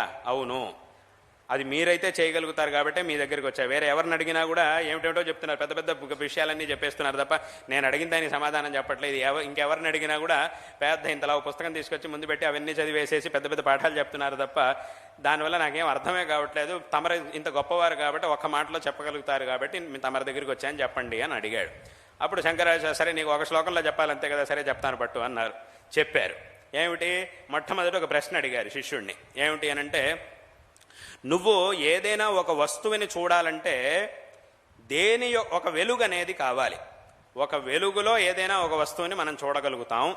నీకు ఏదైనా ఒక వస్తువుని చూడాలంటే, నీ కంటి ద్వారా ఏదైనా ఒక వస్తువుని చూడాలంటే నీకు ఏది వెలుగు, దేని యొక్క వెలుగులో నువ్వు చూస్తావు అని అడిగారు. అప్పుడు వాడు ఏం ఆలోచించకుండా, చాలా సులభమేగా, ఇందులో పెద్ద కష్టపడాల్సిందేముంది, వెంటనే వాడేమన్నాడు అంటే, ఆ పగటి చక్కగా సూర్యుడి వెలుగులో నేను అన్ని వస్తువుల్ని చూస్తాను అని అన్నాడు. సరే, పగటిపూట అయితే సూర్యుడి వెలుగులో చూస్తావు, మరి రాత్రిపూట ఏం చేస్తావు అని అడిగారు. దీపం పెట్టుకొని దాని వెలుగులో అన్నీ చూస్తాను అని అన్నాడు. సరే, అయితే అక్కడికి ఏమైంది, దీపం యొక్క వెలుగులో మిగతా వస్తువులన్నింటినీ కూడా నువ్వు చూస్తున్నావు. సరే, మరి ఆ దీపాన్ని ఎలా చూస్తున్నావు? దీపం యొక్క వెలుగులోనో సూర్యుడి యొక్క వెలుగులోనో రకరకాల వస్తువుల్ని నువ్వు చూస్తున్నావు, బాగానే ఉంది. నీకు రకరకాల వస్తువుల్ని చూపించేటటువంటి దీపాన్ని నువ్వు దేంతో చూడగలుగుతున్నావు? ఇంకో దీపం పెట్టుకొని ఏం చూడట్లేదు. ఒక దీపం ద్వారా వేరే వస్తువుల్ని దీపం ఉంది అనే దానికోసం ఇంకో దీపం అవసరం లే. కాబట్టి ఆ దీపాన్ని యొక్క జ్ఞానం నీకు ఎలా కలుగుతోంది? ఈ ఫలానా వస్తువు ఇక్కడ ఉంది, ఇక్కడో చెట్టు ఉంది, ఇక్కడో ఇల్లు ఉంది, ఇక్కడో దారి ఉంది అనే విషయం నీకు సూర్యుడి యొక్క ప్రకాశంలోనో అథవా రాత్రి అయితే దీపంలోనో నీకు కనబడుతోంది. ఆ దీపం యొక్క జ్ఞానం నీకు ఎలా వస్తోంది అని అడిగారు. అప్పుడు వెంటనే వాడు చెప్పాడు, నా కంటితో నేను చూస్తున్నాను, నా కంటితో దీపాన్ని చూడగలుగుతున్నాను, ఆ దీపం యొక్క వెలుగులో రకరకాల వస్తువుల్ని అన్నింటినీ కూడా నేను చూస్తున్నాను అని అన్నాడు. అంటే అక్కడికి ఏమైంది, మిగతా వస్తువుల్ని నాకు ఈ దీపం అనేది చూపిస్తూ ఉన్నది, కంటి ద్వారా దీపం అనేది నాకు చూపిస్తూ ఉన్నది. ఆ దీపమునేమో నా కన్ను నాకు చూపిస్తుంది, ఇంకో దీపం యొక్క అపేక్ష లేకుండా ఆ దీపాన్ని నా కన్ను నాకు చూపిస్తోంది అని అన్నాడు. సరే, అదైంది, బాగానే ఉంది. నువ్వు కళ్ళు మూసుకున్నప్పుడు, సరే కంటితో అన్నీ చూస్తున్నావు, బాగానే ఉంది. కళ్ళు మూసుకున్నప్పుడు అప్పుడు ఏమవుతుంది? ఎందుకంటే కళ్ళు మూసుకున్నప్పుడు కూడా నీకు జ్ఞానం వస్తూనే ఉంది. కళ్ళు మూసుకున్నంత మాత్రాన ఏమవుతోంది, కంటితో దేన్నైతే చూడగలుగుతావో దాన్ని మాత్రం నువ్వు చూడలేకపోతున్నావు అంతే, కానీ జ్ఞానం అనేది నీకు వస్తూనే ఉన్నది. కాబట్టి అక్కడి కళ్ళు మూసుకున్నప్పుడు ఏదైనా ఒక జ్ఞానం, ఏదైనా ఒక విషయం యొక్క స్ఫురణ నీకు ఎలా కలుగుతోంది అనంటే అప్పుడు అన్నాడు, నా బుద్ధి ద్వారా కలుగుతోంది. ఎందుకంటే నా కళ్ళు మూసుకున్నా కూడా నా బుద్ధి పనిచేస్తూనే ఉంది కాబట్టి నా బుద్ధితో నేను ఆలోచిస్తూ ఏది ఎక్కడుంది, ఏమిటి, ఏం చేయాలనే దాన్నంతా కూడా నేను ఆలోచిస్తూ ఉన్నాను అని అన్నాడు. సరే, ఆ తర్వాత ఏమన్నారు, మళ్ళీ ప్రశ్న అడిగారు. ఇప్పుడు నువ్వేమంటున్నావు, నా బుద్ధి అంటున్నావు. అంటే నీ బుద్ధి అని అంటున్నావు అంటే అక్కడికి ఏమైంది, ఇది నా ఇల్లు, ఇది నా వాహనము, ఇవి నా డబ్బులు, ఇది నా వస్తువులు అంటున్నావు. అక్కడ ఆ ఇల్లు వేరు, నువ్వు వేరు, కాబట్టే నువ్వు ఇది నాది అంటున్నావు. అంటే అక్కడికి ఏమైంది, నీకు దానికి భేదం ఉన్నట్టు అయింది. మనం వేరు, ఆ వస్తువు వేరు అన్నప్పుడు మాత్రమే ఇది నాది అని అంటాం. కాబట్టి ఇప్పుడు నువ్వేమంటున్నావు, నా బుద్ధి అని అన్నావు. నీ బుద్ధి అని అంటే అక్కడికి దాని అర్థం ఏమిటి, బుద్ధి వేరు, నువ్వు వేరు అని అర్థం. బుద్ధి వేరు, నువ్వు వేరు, ఆ బుద్ధి అనేది నీకు ఉన్నది అని నీకు తెలుస్తోంది. అంటే నాకొక బుద్ధి అనేది ఉన్నది, అది పనిచేస్తూ ఉన్నది, దాని ద్వారా నేను ఇవన్నీ కూడా తెలుసుకోగలుగుతున్నాను అనే జ్ఞానం నీకు వచ్చింది. ఆ జ్ఞానం నీకు రావడం వల్లే నా బుద్ధి అని నువ్వు అంటున్నావు. ఈ జ్ఞానం నీకు ఎలా వచ్చింది, బుద్ధి ద్వారా మిగతా వస్తువుల్ని తెలుసుకుంటున్నావు. సరే, ఈ మిగతా వస్తువుల్ని తెలుసుకోవడంలో ఈ బుద్ధి అనేది నాకు సాధనంగా పనిచేస్తూ ఉన్నది. నా దగ్గర బుద్ధి అనేటటువంటి ఒక వస్తువు ఉన్నది, దీని ద్వారా నేను అన్ని విషయాల్ని ఆలోచించగలుగుతున్నాను అనే జ్ఞానం నీకు ఎలా వచ్చింది, ఈ బుద్ధి యొక్క జ్ఞానం నీకు ఎలా వచ్చింది అని అడిగారు. అప్పుడు ఇంకక్కడ వేరే ఇంకేం లేదు. ఎందుకంటే బుద్ధి యొక్క జ్ఞానం రావడానికి ఇంకో బుద్ధి అనేది, రెండు బుద్ధులు ఉండవు. మళ్ళీ రెండు బుద్ధి అంటే మళ్ళీ దాని జ్ఞానం ఎలా వచ్చింది, దానికి ఇంకో బుద్ధి, దానికి ఇంకో బుద్ధి, ఇలా చెబుతూ పోతే ఇంక అది పూర్తవదు. కాబట్టి ఈ బుద్ధి అనేది ఒకటి ఉన్నది అనే జ్ఞానం, అంటే ఈ బుద్ధిని మనకి చూపించేటటువంటి ప్రకాశం ఏమిటి అనంటే ఇంకక్కడ వేరే ఇంకేమీ లేదు, నా ఆత్మస్వరూపం ఏదైతే ఉందో అదే అన్నాడు వాడు. అప్పుడు అన్నారు, అయితే ఆ ఆత్మ అంటే నీ బుద్ధిని కూడా నీకు చూపించేటటువంటి ఆత్మస్వరూపం ఏదైతే ఉందో అదే నిజంగా నువ్వు, అది తప్ప ఇంకో వస్తువు అనేది లేదు, అదే నువ్వు అని చెప్పారు. ఎందుకంటే ఈ ప్రశ్న పరంపర అనేది ఏదైతే ఉందో ఇది ఇక్కడికే ఆగిపోతుంది. అంటే నీకు బుద్ధి ఉంది అనే విషయం నీకు ఎలా తెలుస్తుంది అనంటే ఆత్మ చైతన్యం ద్వారా తెలుస్తోంది అంటాం. నా ఆత్మ అనేది నాకుంది అనేది ఎలా తెలుస్తుంది అని మళ్ళీ ప్రశ్న లేదు. ఎందుకంటే ఆత్మ కాబట్టే మనకు తెలుస్తూనే ఉంటుంది, అది ఎప్పుడు కూడా తెలుస్తూనే ఉంటుంది. మీరున్నారా అండి అని అడిగితే ఒక నిమిషం ఆలోచించి చెప్తాను అని ఎవరు అనరు.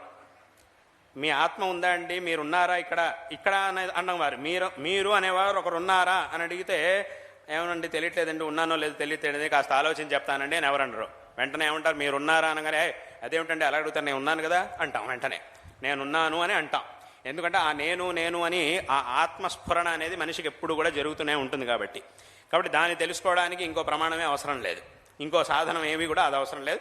ఆత్మ అని, అందుకే దీన్ని ఆత్మని స్వప్రకాశ చైతన్యము అని అంటారు.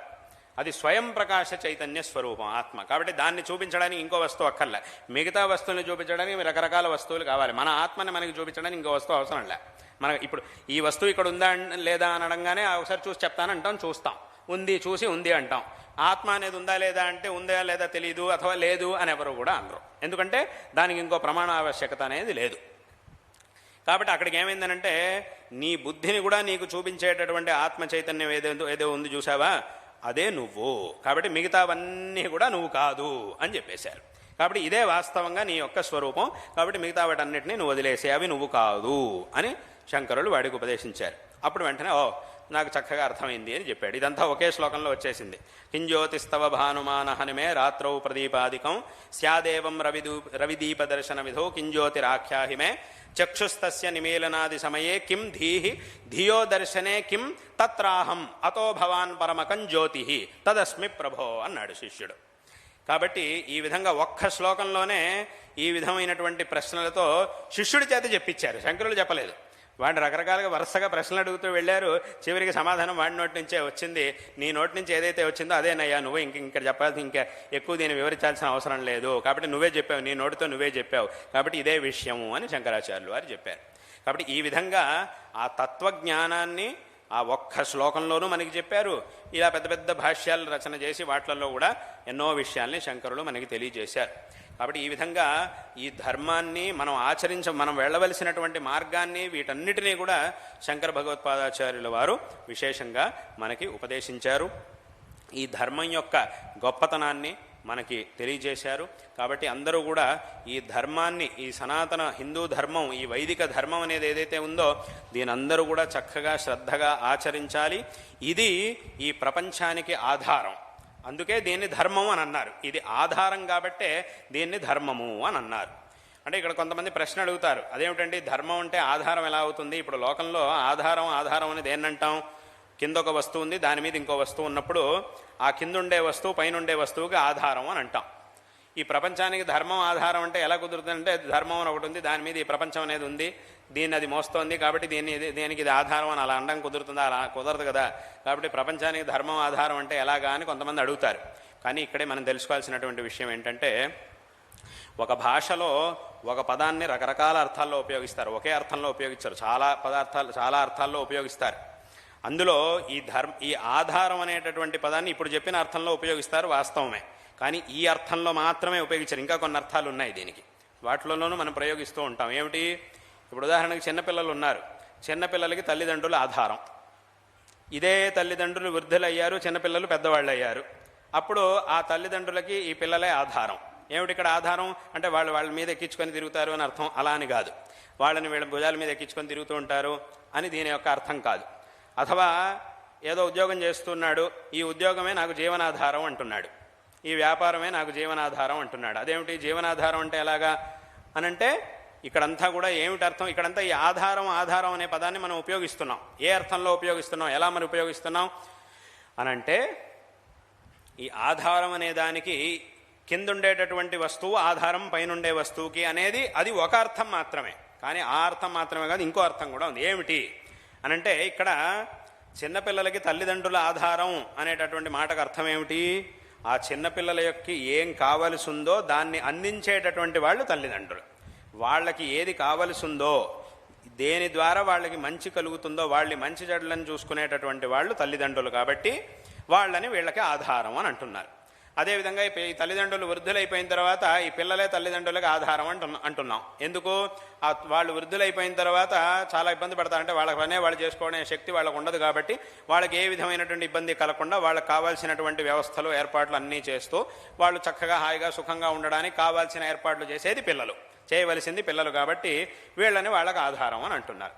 అదేవిధంగా ఉద్యోగం అనేది జీవనాధారం. ఎందుకు అనంటే, ఈ ఉద్యోగం చేస్తుంటే దాని ద్వారా సంపాదన కలుగుతోంది, జీతం వస్తుంది, సంపాదన అవుతోంది.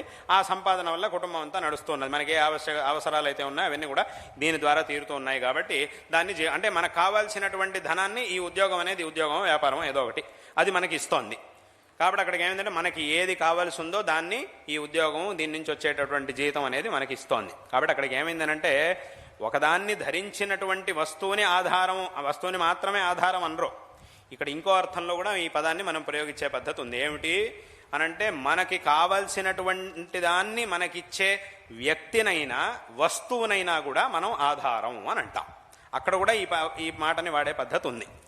ఈ ధర్మం అనేది ఎందుకు ఆధారం అన్నప్పుడు ఇలాంటి అర్థంలో మనం ఈ పదాన్ని తీసుకోవాలి. దీన్ని మనం ఇలా అర్థం చేసుకోవాలి.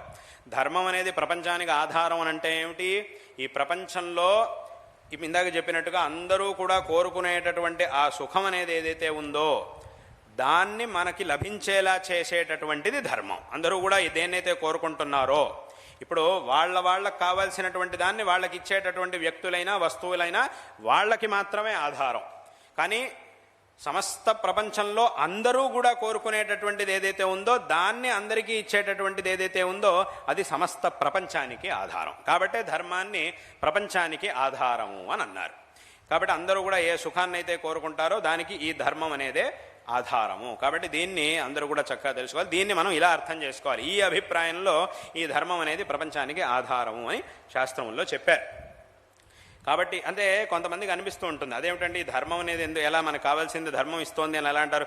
మనకు కావాల్సిన వస్తువులన్నీ కూడా ఏవైతే ఉన్నాయో భోగ్య వస్తువులు ఉన్నాయి, వాటి నుంచి మనకు సుఖం లభిస్తోంది తప్ప ఇక్కడ మధ్యలో ధర్మం ఎక్కడుంది, అదేం కంటికి కనబడదు, ఏమీ కుదరదు, అసలు అది ఎక్కడ ఇస్తోంది అని చాలామందికి అనిపిస్తూ ఉంటుంది.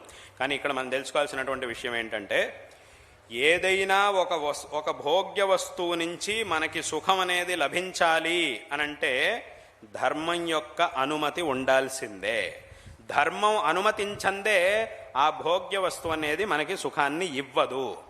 మన చేతిలో ఉన్నా కూడా మనకి ఇవ్వదు. చాలామందికి జీవితంలో అనుభవంలోనే ఉంది ఈ విషయం. అంతా చేతికొచ్చింది అనుకుంటున్నాం, అయిపోయింది, చేతికి వచ్చేసింది, దీన్ని అనుభవించేస్తాను, హాయిగా ఉండిపోతాను అనుకుంటాడు.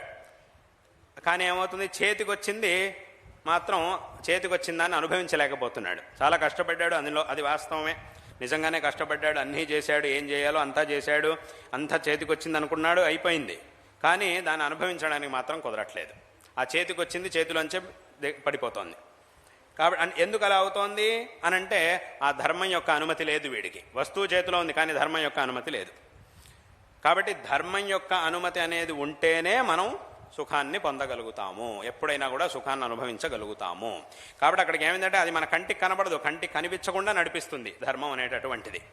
అదే అంటే ఇక్కడ చాలామంది ఏమడుగుతూ ఉంటారు, మనం చాలా ఆధునికమైనటువంటి కాలంలో ఉన్నాము, ఇప్పుడంతా ఎన్నెన్నో రకరకాల వస్తువుల్ని కనిపెట్టారు, రకరకాల వస్తువుల్ని తయారు చేశారు, ఎక్కడికో వెళ్ళిపోయింది విజ్ఞానం అనేది, ఎంత దూరం వెళ్ళింది. కాబట్టి ఇటువంటి కాలంలో కూడా ఇంకా ఈ ధర్మం అధర్మం, ఈ పుణ్యం పాపం ఏమిటి మాటలన్నీ, ఇవన్నీ కూడా పాతకాలపు మాటలు, ఇవన్నీ కూడా ఇప్పుడు ఎందుకు, ఇవన్నీ కూడా పాతకాలపు విషయాలు అని చాలామంది అంటూ ఉంటారు. కానీ ఇక్కడ మనం తెలుసుకోవాల్సినటువంటి విషయం ఏమిటంటే, ఈ ధర్మాలు పుణ్యపాపాలు ఇవన్నీ కూడా ఎప్పుడు కూడా పాతవి కావు. ప్రపంచంలో ఎన్ని మార్పులైనా అవ్వచ్చు, అది నిజమే. నిజంగా వాళ్ళు చెప్పినట్టు ఇప్పటి కాలంలో ఆధునిక విజ్ఞానం అనేది ఎంతో ముందుకెళ్ళింది, అది చాలా సంతోషమే, నిజమే అది. ఎందుకంటే దాని ప్రయోజనాన్ని అందరూ కూడా పొందుతూనే ఉన్నారు. ఇప్పుడు ఆధునికమైనటువంటి విషయాలు విజ్ఞానం ఏదైతే ఉందో, వాళ్ళు కనిపెట్టినటువంటి వస్తువులన్నీ కూడా ఏవైతే ఉన్నో దాన్ని ఉపయోగించని వాళ్ళు ఎవరున్నారు, అందరూ కూడా ఉపయోగిస్తున్నారు. దాదాపుగా అందరూ కూడా ఉపయోగిస్తున్నారు, హాయిగా ఉపయోగించవచ్చు, దాంట్లో తప్పేం లేదు. హాయిగా ఎంత ఉపయోగించాలనుకుంటే అంత చేయొచ్చు. మన చట్టానికి అంటే లోకానికి శాస్త్రానికి విరోధం లేకుండా ఎంత ఉపయోగించుకోగలిగితే అంత ఉపయోగించుకోవచ్చు హాయిగా, మీ ఇష్టం వచ్చినంత అందరూ కూడా ఉపయోగించుకోవచ్చు. కానీ దాన్ని పెట్టుకొని ఈ ధర్మాలు అవసరం లేదు అని అంటే మాత్రం అది చాలా మూర్ఖతనం అవుతుంది. ఎందుకు అనంటే ఇక్కడ మనం తెలుసుకోవాల్సినటువంటి విషయం ఏంటంటే, ఈ ప్రపంచంలో ఆధునికత అనేది పెరిగింది, చాలా పెరిగింది, ఇంకా భవిష్యత్తులో కూడా పెరుగుతుంది అనే మాటలో ఏ విధమైనటువంటి సందేహం లేదు. కానీ ఈ ఆధునికత అనేది పెరిగింది అనే మాట ఎంత వాస్తవమో, ఈ ప్రపంచంలో దుఃఖం అనేది ఏమాత్రం తగ్గలేదు అనే మాట కూడా అంతే వాస్తవం. ఇది ఖచ్చితంగా అందరూ కూడా ఒప్పుకోవాల్సినటువంటి విషయం. ఎంత ఆధునికత పెరిగినా కూడా దుఃఖం మాత్రం ఏమీ తగ్గలేదు.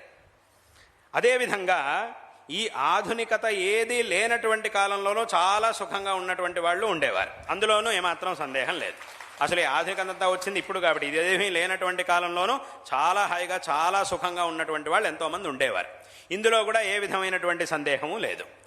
అంటే అక్కడికి ఏమైంది, ఎందుకు ఇలాగా అంటే, ఈ ఆధునికత వచ్చినా కూడా ఎందుకు ఇంత దుఃఖాన్ని అనుభవిస్తున్నారు జనాలు, దుఃఖం ఎందుకు తగ్గలేదు, అథవా ఏ ఆధునికత లేనటువంటి కాలంలోనూ ఎలా సుఖంగా ఉండగలిగారు అనంటే, ఈ ఆధునికత అనేది మనకి సౌకర్యాలను ఇచ్చిందే తప్ప దుఃఖానికి మూల కారణం ఏదైతే ఉందో దాన్ని ఖండించడంలో ఇది సమర్థం కాలేకపోయింది. అంటే ఈ ఆధునికత అనేది ఏదైతే ఉందో అది దుఃఖం యొక్క మూలాన్ని నిర్మూలించలేదు.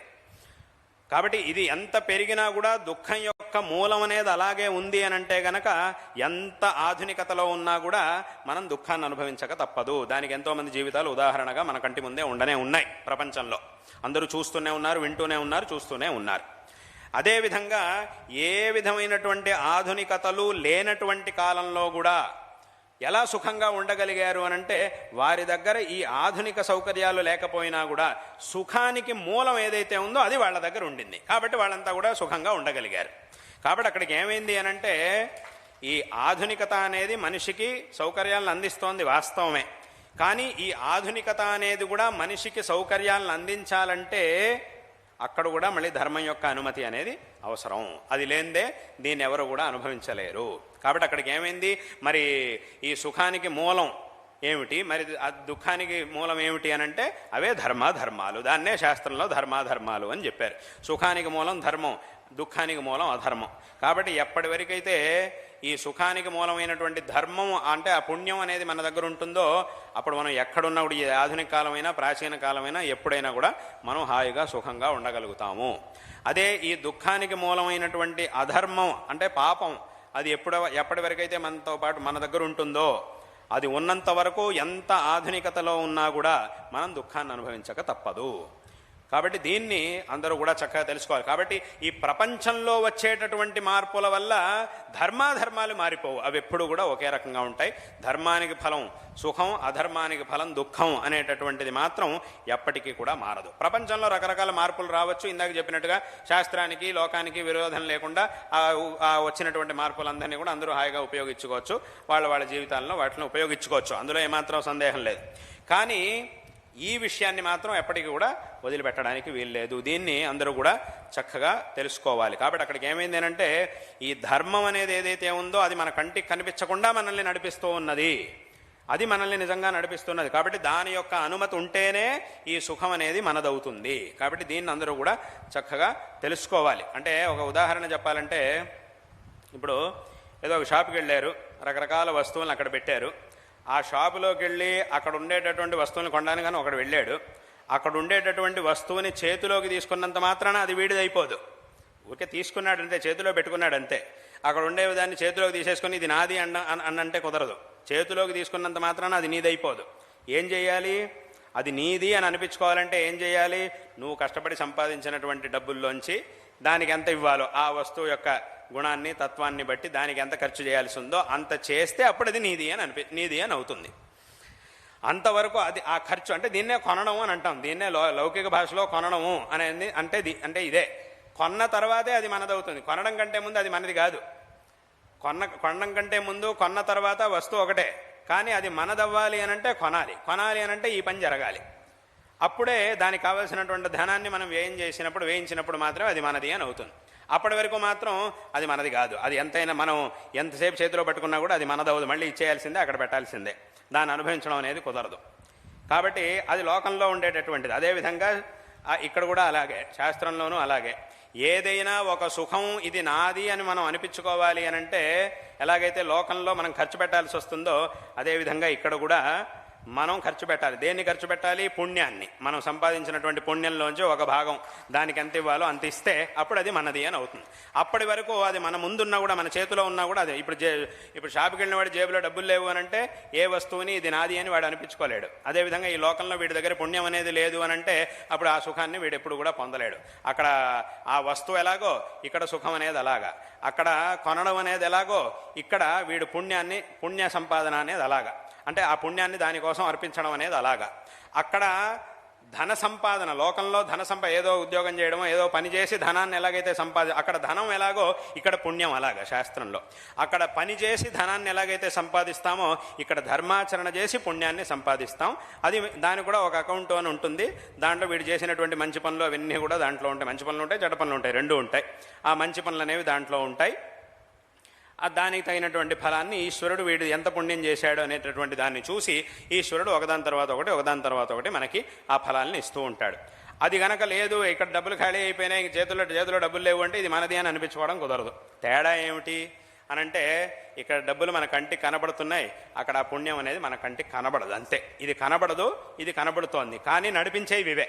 ఎలాగైతే లోకంలో వ్యవహారాన్ని నడిపించేది ఈ డబ్బు అనేది ఏదైతే ఉందో, ధనం అనేది ఏదైతే ఉందో, అదేవిధంగా ఈ సుఖాన్ని మనకి ఇవ్వాలంటే దానికి కావాల్సినటువంటి పుణ్యం అనేది మన దగ్గర ఉండాలి. అది కనబడుతుందో ఇది కనబడుతుంది. వాస్తవంగా చెప్పాలంటే ఇప్పటి కాలంలో డబ్బులు కూడా కనబడవు. ఎందుకంటే ఎవరు చేతిలో డబ్బులు పెట్టుకోరుగా. డబ్బులు ఆ వ్యవస్థ అంతా పోయింది. ఇదివరకటి కాలంలో అయితే జేబులో డబ్బులు పెట్టుకునేవాళ్ళు, లెక్క పెట్టేవాళ్ళు, ఇచ్చేవాళ్ళు. ఇప్పుడు అదంతా ఏమీ లేదు. కాబట్టి ఇప్పుడు డబ్బులు కూడా కనపడట్లేదు. డబ్బులు కనపడం ఏదో ఉంది అనే దానికి కావాల్సిన సంకేతం ఒకటి ఉంటుంది వీడి దగ్గర. దాన్ని బట్టి వీడి దగ్గర ఎంత ఉంది, నా దగ్గర ఎంత డబ్బు ఉంది, దీంట్లోంచి ఎంత ఖర్చు అయింది అనేది దాన్ని చూపించే లెక్క మాత్రం ఉంటుంది తప్ప చేతిలో డబ్బులు లేవు. చేతిలో డబ్బులు ఎవరి దగ్గర లేవు. అటువంటి వ్యవహార శైలి వచ్చింది. వాస్తవంగా చెప్పాలంటే ఈ వ్యవహార శైలే మన శాస్త్రానికి దగ్గరగా ఉంది. ఎందుకంటే అక్కడ పుణ్యం కనపడట్లేదు, అంటే ఆ ధర్మం మన కంటికి కనపడట్లేదు, ఇక్కడ డబ్బులు కంటికి కనపడట్లేదు, కానీ ఉన్నాయి, అవి అకౌంట్లో ఉన్నాయి, వాటి వల్లే పనులన్నీ కూడా జరుగుతున్నాయి. ఆ డబ్బు ఉంటేనే, అది అకౌంట్లో అది ఉంటేనే ఇక్కడ పని జరుగుతుంది. కాబట్టి ఈ ఆధునికంగా వచ్చిన పద్ధతే శాస్త్రానికి బాగా దగ్గరగా ఉంది. కాబట్టి ఇక్కడ ఎలాగో అక్కడ అలాగా. కాబట్టి అక్కడికి ఏమైంది అనంటే ఈ ధర్మాచరణ అనేది ఏదైతే ఉంటుందో ఇది లోకంలో మారేటటువంటి పరిస్థితుల్ని బట్టి ఇది మారదు. ఇది ఎప్పుడూ కూడా ఒకే విధంగా ఉంటుంది. ఎంత ఆధునికమైనటువంటి కాలంలోకి వచ్చినా కూడా మనిషికి శ్రేయస్సు అనేది లభించాలి అనంటే ఈ పుణ్యం, ఈ ధర్మాచరణ చేత మనం సంపాదించినటువంటి పుణ్యం అనేది ఏదైతే ఉందో అది మాత్రమే మనల్ని చక్కగా నడిపిస్తుంది. అది మన దగ్గర ఉన్నంత వరకు మనం ఎంత కఠినమైనటువంటి పరిస్థితిలో ఉన్నా కూడా అది మనల్ని రక్షిస్తుంది. మనం చక్కగా శ్రేయవంతులం కాగలుగుతాం. అందుకే శాస్త్రములు చెబుతున్నా రక్షంతి పుణ్యాన్ని పురాకృతాని అని ఆ శాస్త్రం మనకి తెలియజేస్తూ ఉన్నది. కాబట్టి దీన్ని అందరూ కూడా చక్కగా తెలుసుకోవాలి. కాబట్టి ఇటువంటి ధర్మాచరణ, అందుకే శంకర భగవత్పాదాచార్యుల వారు అవతరించి ఈ ధర్మాచరణ ఎలా చెయ్యాలి అనేటటువంటి విషయాల్ని మనకి విశేషంగా తెలియజేశారు. అందరికీ కూడా ఈ ధర్మం యొక్క గొప్పతనాన్ని తెలియజేసి ఈ ధర్మాచరణను చేయవలసినటువంటి అంటే ఈ ధర్మాచరణని ఎలా చెయ్యాలి, ఎందుకు చెయ్యాలి, ఈ అన్ని విషయాల్ని కూడా శంకర భగవత్పాదాచార్యుల వారు తమ గ్రంథాల్లో విశేషంగా ఉపదేశించారు. ఇంకా ఇక్కడ సంక్షేపంగా చెప్పాలంటే ధర్మాచరణ అంటే ఏమిటి? ఏ పనినైతే చేయడం ద్వారా పరోక్షంగా కానీ ప్రత్యక్షంగా కానీ ఆ భగవత్ సేవ అనేది జరుగుతుందో, అదేవిధంగా ఏ పనిని చేయడం ద్వారా ప్రత్యక్షంగానైనా పరోక్షంగానైనా పరోపకారం అనేది జరుగుతుందో ఈ రెండు పనులే ధర్మము అని అంటే. ఈ రెండు పనులని చేస్తే అక్కడికి మనం ధర్మాచరణ చేసినట్టే. మనం చేసేటటువంటి పని వల్ల ఒకటా భగవత్ సేవ జరగాలి ఎలాగైనా సరే ఏదో ఒక రకంగా, లేదా ఏదో ఒక రకంగా ఇంకొకరికి ఉపకారం కలగాలి. మన జీవితాన్ని సాగించడానికి మనకేం కావాలో అది మనకి ఏదో రూపంలో మనకు వస్తుంది, అది వేరే విషయం. కాబట్టి ఈ రకంగా రెండు రకాల పనులను చేస్తే అక్కడికి మనం ధర్మాచరణ చేసినట్టే. అంతకంటే పెద్ద ధర్మిష్ఠుడు ఇంకోటి ఉండడు ఈ ప్రపంచంలో. కాబట్టి దీన్నే మన సమస్త వేదశాస్త్రములు మనకి తెలియజేస్తూ ఉన్నాయి. దీని గురించి ఇంకంటే ఏమిటి ధర్మం ఏమిటి అధర్మం దీని గురించి ఎవరు పెద్దగా ఆలోచించాల్సిన పని లేదు. ఇంతే ఇక్కడ ఉండేటటువంటి సంక్షేపంగా ఇంతే విషయం. అందుకే శంకరాచార్యుల వారు తమ భజగోవింద స్తోత్రంలో ఎన్నో విషయాల్ని చెబుతూ ఒక శ్లోకం చెప్పారు. ఏమిటి? గేయం గీతానామ సహస్రం ధ్యేయం శ్రీపతి రూపమజస్రం నేయం సజ్జన సంగే చిత్తం దేయం దీనజనాయ చ విత్తం.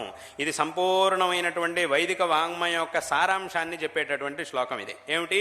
ఇప్పుడు చెప్పిన రెండు పనులు. దీని మొదటి భాగంలో ఏం చెప్పారు? గేయం గీతానామ సహస్రం ధ్యేయం శ్రీపతి రూపమజస్రం.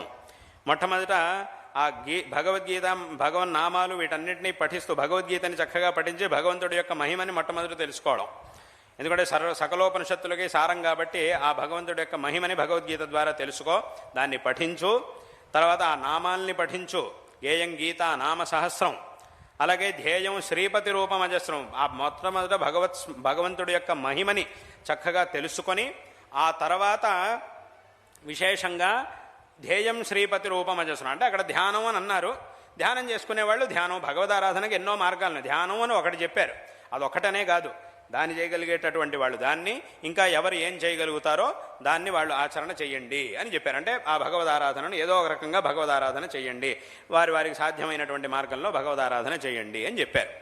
కాబట్టి ధ్యేయం శ్రీపతి రూపమజస్రం. అక్కడికి ఈ శ్లోకం యొక్క సగభాగంలో భగవదారాధన గురించి చెప్పేశారు. ఇంకా తర్వాత మిగిలింది ఏమిటి? ఈ పరోపకారం గురించి. దాని గురించి ఏం చెప్పారు? మొట్టమొదటి పరోపకారం చెయ్యాలంటే ఆ పరోపకారం చెయ్యాలి అనే భావన మనకి రావాలి, ఆ ప్రవృత్తి మనకి రావాలి, అటువంటి గుణం మనలో ఉండాలి. ఈ గుణం మనకి ఎలా వస్తుంది అంటే ఎవరిలో అయితే అటువంటి గుణం ఉంటుందో వారితో పాటు సహవాసం చేస్తే ఆ గుణం మనకు వస్తుంది. అది ఇటువంటి గుణం ఎవరిలో ఉంటుంది అంటే ఎవరైతే సజ్జనులుగా ఉంటారో మహాపురుషులుగా ఉంటారో వారిలో ఈ గుణం అనేది ఉంటుంది. కాబట్టి అక్కడికి మొట్టమొదటి చేయవలసింది ఏమిటి అని అంటే దాన్నే శంకరులు చెప్పారు, నేయం సజ్జన సంగే చిత్తం. మొట్టమొదటి సత్పురుషుల సహవాసం చెయ్యి అని చెప్పారు. నేయం సజ్జన సంగే చిత్తం. అలా చేయడం వల్ల ఏమవుతుందంటే ఈ సత్పురుషులు ఎప్పుడు కూడా పరోపకారం చేస్తూ ఉంటారు, అటువంటి ప్రవృత్తి వాళ్ళలో ఎప్పుడు కూడా ఉంటుంది. కాబట్టి వారితో సహవాసం చేసినప్పుడు ఆ గుణాలు మనలో కూడా వస్తాయి, మనకు కూడా సంక్రమిస్తాయి అటువంటి గుణాలు. ఆ గుణాలు మనకి సంక్రమించినప్పుడు ఆ తర్వాత మనం కూడా ఇంకొకరు ఉపకారం చేయాలి అనే ప్రవృత్తి మనకు వస్తుంది. కాబట్టి ఈ విధంగా ఆ పరోపకారం చేయాలి అనేటటువంటి గుణాలని మొట్టమొదట మనలోకి మనం సంక్రమింపజేసుకొని ఆ తర్వాత మనం కూడా పరోపకారం చెయ్యాలి అనేటటువంటి విషయాన్ని శంకరులు చెప్పారు. కాబట్టి అక్కడికి తర్వాత ఆ శ్లోకం యొక్క మిగతా సగ భాగంలో దీన్ని చెప్పారు. నేయం సజ్జన సంగే చిత్తం దేయం దీన జనాయచ విత్తం అంటే ఆ పరోపకారం గురించి చెప్పారు. కాబట్టి ఈ శ్లోకం యొక్క సగభాగంలో భగవన్మహిమ, భగవదారాధన, తర్వాత సగభాగంలో సత్పురుష సహవాసం, దాంతోపాటు ఆ ధర్మాచరణ, ఆ పరోపకారం, ఈ రెండింటినీ కూడా శంకరులు ఈ ఒక శ్లోకంలో విశేషంగా చెప్పారు. కాబట్టి ఇలా ఎన్నో ఉపదేశాలని శంకర భగవత్పాదాచార్యుల వారు విశేషంగా చేసి ఉన్నారు. ఈ ధర్మం యొక్క తత్వాన్ని విశేషంగా మనకి తెలియజేశారు. కాబట్టి దీన్ని అందరూ కూడా చక్కగా తెలుసుకొని శంకర భగవత్పాదాచార్యుల వారు మనకి చూపించినటువంటి ఈ మార్గాన్ని, మన సనాతన ధర్మం మనకి చూపిస్తూ ఉన్నటువంటి ఈ మార్గాన్ని అందరూ కూడా విశేషంగా అనుసరించి కృతార్థులు కావాలి. ఇటువంటి ధర్మాన్ని ఉద్ధరించడం కోసమే భగవంతుడు ఎన్నో అవతారాలు ఎత్తాడు. ఒక అవతారం కాదు, ఎన్నో అవతారాలు.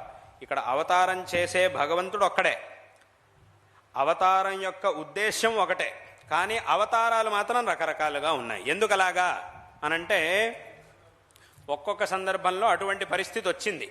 ఆయా అవతారాలను ఎత్తవలసినటువంటి పరిస్థితి ఆయా సందర్భానికి కావాల్సినటువంటి పరిస్థితి, అంటే ఆయా సందర్భానికి కావాల్సినటువంటి అవతారాల్ని ఆయా సందర్భంలో భగవంతుడు ఎత్తవలసి వచ్చింది. ఒకసారి రాముడుగా రావాల్సి వచ్చింది, ఒకసారి కృష్ణుడుగా రావాల్సి వచ్చింది, ఒకసారి వామనుడుగా రావాల్సి వచ్చింది, ఒకసారి పరశురాముడుగా రావాల్సి వచ్చింది, ఒకసారి అయితే నరసింహస్వామిలాగా రావాల్సి వచ్చింది. అంటే అప్పుడు ఇంకో మాటలకు అవకాశం లేదు, ఇంకా మాట్లాడుకోవడానికి ఇంక అవకాశం లేదు. నరసింహస్వామిలాగా ఆయన అవతరించాడు, వెంటనే సంహారం అసురవధ చేసేసాడు. ఇంకా అక్కడంతా మాట్లాడుకోవడానికి అవకాశం లేదు, మాట్లాడే అవసరం కూడా లేదు అక్కడ. అటువంటి పరిస్థితి వచ్చింది. కాబట్టి నరసింహస్వామిగా భగవంతుడు అవతరించాడు. ఎందుకంటే అందుకే అక్కడ భాగవతంలో ఆ ఉదాహరణ, నరసింహస్వామి ఆ హిరణ్యకశిపుని పట్టుకొని సంహారం చేస్తున్నప్పుడు దానికి ఉదాహరణ ఎలా చెప్పారు అనంటే, ఎలాగైతే ఒక పాము ఎలుకని మింగుతుందో, అదేవిధంగా ఒక గరుడ పక్షి ఒక పాముని పట్టుకొని చీలుస్తుందో, ఆ విధంగా నరసింహస్వామి ఆ హిరణ్యకశిపుని వధించాడు అని అక్కడ చెప్పారు. అంటే ఎందుకు ఇలా ఉదాహరణ చెప్పడానికి యొక్క తాత్పర్యం ఏమిటి అనంటే, ఈ పాము ఎలుకని పట్టుకునేటప్పుడు, అథవా ఎలుకని మింగేటప్పుడు, అథవా ఈ గరుత్మంతుడు ఆ పాముల్ని పట్టుకొని చీల్చేటప్పుడు ముందు వాటితో చర్చలు చేయడు.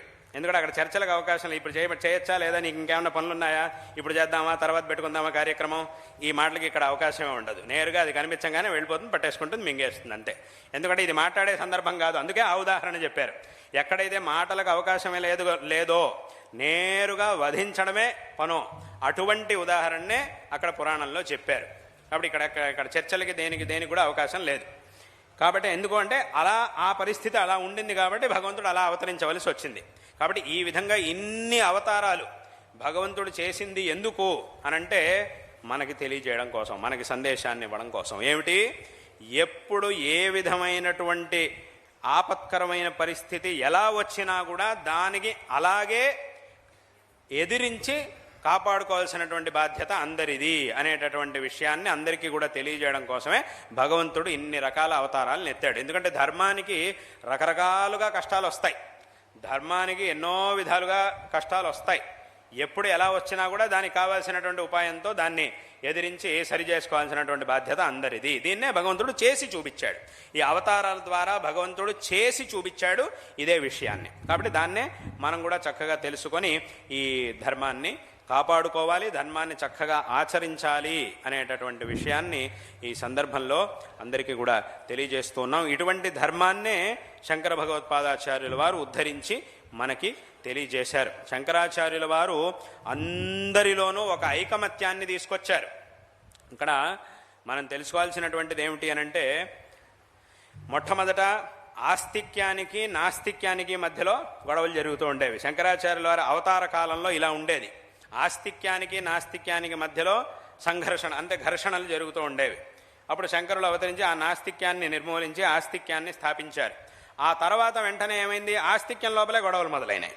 ఆస్తిక్యంలోనే లోపలే పరస్పర ఘర్షణలన్నీ కూడా మొదలైనాయి. మేము గొప్ప అని చెప్పి సంఘర్షణలు మొదలయ్యాయి. మళ్ళీ వాటిని కూడా శంకరుడు నిర్మూలించారు. ఇక్కడ ఎవరు గొప్ప కాదు, అందరూ సమానంగానే ఉన్నారు. మా దేవుడు గొప్ప అంటే మా దేవుడు మీ దేవుడు ఇలా మాట్లాడడం మొదలెట్టారు. ఇలా మా దేవుడు మీ దేవుడు అని మాట్లాడడానికి ఇక్కడ ఇద్దరు దేవుళ్ళు లేరు, ఉన్నది ఒకే ఒక దేవుడు, ఒకే ఒక పరమాత్మ ఉన్నాడు అనే విషయాన్ని శంకరులు విశేషంగా తెలియజేశారు.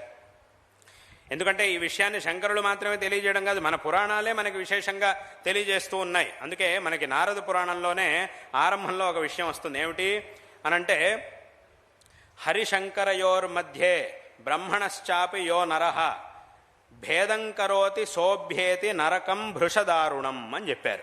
అంటే ఈ త్రిమూర్తుల్లో శివకేశవుల మధ్యలో కానీ, అంటే త్రిమూర్తుల్లో కానీ ఎవరైతే భేద దృష్టితో ఈయన గొప్ప, ఈయన చిన్నవాడు, ఈయన పెద్దవాడు అనేటటువంటి భావనను కలిగి ఉంటారో, అంటే వాళ్ళ శ్రద్ధతో ఏ రూపాన్నైనా ఆరాధించుకోవచ్చు, అది వేరే విషయం. మీకు ఈ రూపం బాగా ఇష్టమైందంటే ఆ రూపాన్ని ఆరాధించుకోవడంలో ఏ విధమైన తప్పు లేదు. కానీ ఇంకొక రూపాన్ని నిందించినప్పుడు మాత్రం ఏమవుతుంది అనంటే భేదం కరోతి సోభ్యేతి నరకం వృషదారుణం, వాడు ఎంతో నరక యాతనను అనుభవించవలసి వస్తుంది, నరకలోకానికి వెళ్ళవలసి వస్తుంది. ఈ తారతమ్య భావనతో చూసేవాడు శివుడు గొప్ప విష్ణువు తక్కువ అనడం కానీ, అథవా విష్ణువు గొప్ప శివుడు తక్కువ అనేటటువంటి భావనతో కానీ ఎవరైనా ప్రవర్తిస్తే వాడికి అటువంటి ఆ దుఃఖాన్ని అనుభవించవలసి వస్తుంది అనేదాన్ని స్వయంగా చెప్తూ ఉన్నాయి శాస్త్రం. అదే తర్వాత అక్కడ ఇంకో శ్లోకం, దాని తర్వాత ఇంకో శ్లోకం ఏముంది? హరిం హరం విధాతారం యః పశ్యత్ ఏకరూపిణం సయాతి పరమానందం శాస్త్రాణం ఏష నిశ్చయః అని అన్నారు. అక్కడే ఉండేటటువంటి ముందు ఈ శ్లోకం, తర్వాత ఆ శ్లోకం. కాబట్టి ముందు హెచ్చరించారు, తర్వాత అసలు విషయం చెప్పారు. ఏమిటి విషయం అనేది అని చెప్పారు. హరిం హరం విధాతం, హరి హరుడు, విధాత అంటే బ్రహ్మ. ఈ ముగ్గురిని కూడా ఎవరైతే సమానంగా చూస్తారో, అంటే ఒకే పరమాత్మ ఈ మూడు రూపంలోనూ ఉన్నాడు, ఆయా పనులను చేయడం కోసం మూడు రూపంలోనూ ఉన్నాడు అనేటటువంటి భావన ఎవరైతే కలిగి ఉంటారో సయాతి పరమానందం, అటువంటి వాడే మోక్షాన్ని పొందగలుగుతాడు. హరిం హరం విధాతారం యః పశ్యత్ ఏకరూపిణం సయాతి పరమానందం శాస్త్రాణం ఏష నిశ్చయ. ఇదే సమస్త శాస్త్రముల యొక్క నిశ్చయం అని అన్నారు. ఎవరో మా నిశ్చయం మీ నిశ్చయం కాదు, సమస్త శాస్త్రములు చెప్తున్నది దీన్నే అని స్వయంగా ఆ పురాణం మనకి తెలియజేస్తూ ఉన్నది. అదేవిధంగా ఇంకొక విశేషమైనటువంటి శ్లోకం ఉంది. ఏమిటి అనంటే అదే నారద పురాణంలోనే కాస్త ముందుకెళ్ళాక వస్తుంది, అక్కడే వస్తుంది. ఏమిటి అనంటే అక్కడ మార్కండేయ మహర్షి స్వయంగా భగవంతుడిని అడుగుతాడు. ఏమిటి అనంటే స్వామి, భాగవతుల యొక్క లక్షణాలు ఏమిటి, భాగవతులైనటువంటి వారు ఎవరైతే ఉంటారో భాగవత పురుషులు వారి యొక్క లక్షణాలు ఏమిటి అని అడుగుతారు. మార్కండేయ మహర్షి అడుగుతాడు. అప్పుడు భగవంతుడు చెప్తాడు, భాగవతులు అంటే వాళ్ళ లక్షణాలు చాలా ఉన్నాయి, అయితే దాంట్లో కొన్ని ముఖ్యమైనటువంటి విషయాల్ని నేను చెప్తాను అని భగవంతుడు అక్కడ అంటాడు అని చెప్తూ ఉంటాడు. కొన్ని విషయాల్ని చెప్తాడు. దాంట్లో ఒక అద్భుతమైనటువంటి మాటని భగవంతుడు చెప్పాడు. ఏమిటి అనంటే శివేచ పరమేశేచ విష్ణౌచ పరమాత్మని సమబుద్ధ్యా ప్రవర్తంతే తేవై భాగవతా స్మృతా అని ఇక్కడ భగవంతుడు ఈ మాటని చెప్పాడు. అంటే దీని అర్థం ఏమిటి? శివేచ పరమేశేచ విష్ణౌచ పరమాత్మని సమబుద్ధ్యా ప్రవర్తంతే తేవై భాగవతా స్మృత. అక్కడికి అసలైనటు అంటే శివుడిలోనూ విష్ణువులోనూ సమానమైనటువంటి భావన ఎవరికి ఉంటుంది అనంటే ఎవరైతే శంకర భగవత్పాదాచార్యుల వారు చూపించినటువంటి ఈ అద్వైత మార్గాన్ని విశేషంగా ఆచరిస్తారో, విశేషంగా అనుసరిస్తారో వారికి ఈ విధమైనటువంటి భావన అనేది ఉన్నది. ఎందుకంటే శంకరులు అటువంటి సంస్కారాన్ని మనకి ఇచ్చారు. అందుకే శివాలయానికి వెళ్ళినా, విష్ణాలయానికి వెళ్ళినా, రామాలయానికి వెళ్ళినా, శివాలయానికి వెళ్ళినా మన భావన ఒకే విధంగా ఉంది. ఏమిటి? శివాలయంలో అయితే పెద్ద దేవుడు అండి, రామాలయంలో అయితే చిన్న దేవుడు అండి. రామాలయంలో అయితే చిన్న దేవుడు అథవా పెద్ద దేవుడు, శివాలయంలో చిన్న దేవుడు. అమ్మవారి గుళ్ళో అయితే వీళ్ళిద్దరికంటే చిన్న అథవా వీళ్ళిద్దరికంటే పెద్ద, ఆ భావన మనకు లేనే లేదు. మరి ఎలాంటి భావన ఉన్నది? శివాలయంలో అంటే శివుడి రూపంలో, లింగ రూపంలో ఉండే పరమాత్మ. రామాలయానికి వెళ్ళామంటే రాముడి రూపంలో ఉండే అదే పరమాత్మ. అక్కడ ఆ రూపంలో ఉన్నాడు, ఇక్కడ ఈ రూపంలో ఉన్నాడు. ఆ పరమాత్మ మనల్ని అన్ని విధాలుగా అనుగ్రహిస్తూ ఉన్నాడు అనేటటువంటి భావనే మనకు వచ్చింది. అదే రక్తగతంగా వచ్చింది. ఎందుకు అలా వచ్చింది? ఎక్కడి నుంచి వచ్చింది? ఆ శాస్త్రముల ద్వారా, శంకరులు చేసినటువంటి ఆ ఉపదేశాల ద్వారా మనకి ఈ పరంపర అనేది వచ్చినది. అంటే శంకరులు ఏం చెప్పారు? వారి ఇష్టానుసారంగా, అంటే వారి అభిరుచికి అనుగుణంగా ఏ రూపాన్నైనా కూడా ఆరాధించుకోవచ్చు. అయితే ఒక రూపం ద్వారా పరమాత్మను ఆరాధిస్తూ ఇంకొక రూపాన్ని నిందించడం అథవా ఇంకొక రూపం తక్కువ అని గనక అంటే అది మాత్రం తప్పు అని అన్నారు. నాకు విష్ణు స్వరూపం అంటే చాలా ఇష్టం కాబట్టి నేను విష్ణువు రూపాన్ని విశేషంగా ఆరాధిస్తాను అంటే చాలా ధారాళంగా ఆరాధించుకోవచ్చు. అద్భుతమైనటువంటి ఆరాధించుకోవడానికి కావలసినటువంటి స్తోత్రాలని శంకరులే రాసిచ్చారు మనకి. విష్ణువుని చక్కగా ఆరాధించడానికి, నేను విష్ణువుని చక్కగా ఆరాధించాలంటే దానికి కావాల్సినటువంటి స్తోత్రం ఏదైనా ఉందా అని అంటే శంకరులే రాసిచ్చారు. ఇదిగో ఇక్కడే ఉంది. శివుడిని నేను చక్కగా ఆరాధించాలి, నాకు శివుడి యొక్క రూపం, నా యొక్క అభిరుచి. ఎందుకంటే లోకంలో జనాల యొక్క అభిరుచి ఒక్కొక్కరికి ఒక్కో రకంగా ఉంటుంది. ఆయా అభిరుచి ప్రకారం ఒక్కొక్కళ్ళు నాకు ఇది కావాలి ఇది కావాలి అంటుంటారు. ఇప్పుడు అంటే ఒక చిన్న ఉదాహరణ చెప్పాలంటే, ఏదో బట్టలు కొనుక్కోవడానికి వెళ్ళారు, నాకు ఈ రంగుదే కావాలి, ఆ రంగుదే కావాలి. ఏ రంగు అయితే ఏమిటి, ఒకటే కదా. అది వస్త్రం అనేది ఏ రంగులో ఉన్నా కూడా దాని నుంచి మనకు కలిగే ప్రయోజనం ఒకటే కదా. మీ దేహాచ్ఛాదన చేసుకోవడానికి వస్త్రం కావాలి. అది తెల్లగా ఉంటే ఏమిటి, నల్లగా ఉంటే ఏమిటి, ఎర్రగా ఉంటే ఏమిటి, ఎలా ఉంటే ఏమిటి, వస్త్రం ద్వారా మనకు కలిగేటటువంటి ప్రయోజనం ఒకటే. కానీ ఏం చేస్తారు, ఈ రంగుది బాగాలేదు, అది కావాలి, ఇది బాగాలేదు, ఇది నాకు నచ్చలేదు. ఎందుకు నచ్చలేదు? నీకు కావాల్సింది ఏమిటి? వస్త్రం. అది ఏ రంగులో ఉంటే ఏమిటి? ఏ రంగులో ఉన్న వస్త్రమే, కానీ నాకు ఇది నచ్చలేదు, ఈ రంగు నాకు నచ్చలేదు. ఎందుకు నచ్చలేదు? అది నాకు నచ్చింది. దాన్నే ఇంకోటి అంటాడు, ఇది నాకు నచ్చలేదని ఇంకోటి అంటాడు. నీకు నచ్చిందని నాకు నచ్చలేదని ఇంకోటి అంటాడు. ఎందుకు ఇలాగా? ఇదంతా ఎందుకు? ఈ నచ్చిందే నచ్చలేదు, ఈ వ్యవహారం అంతా కూడా అభిరుచి. వారి వారి అభిరుచి ప్రకారం ఈ వ్యవహారాలన్నీ కూడా నడుస్తూ ఉన్నాయి. వాస్తవం. అందుకే కొన్ని చోట్ల ఈ రంగులు తప్ప ఇంకో రంగే లేదు అనే పరిస్థితి ఉంటే కనుక అప్పుడు ఇంకేం మాట్లాడరు. సరే, ఉన్నదాన్ని ఉన్నట్టుగా తీసుకొని వచ్చేస్తారు, అంతే. దండం పెట్టి దాన్ని అలాగే తీసుకొని వచ్చేస్తారు.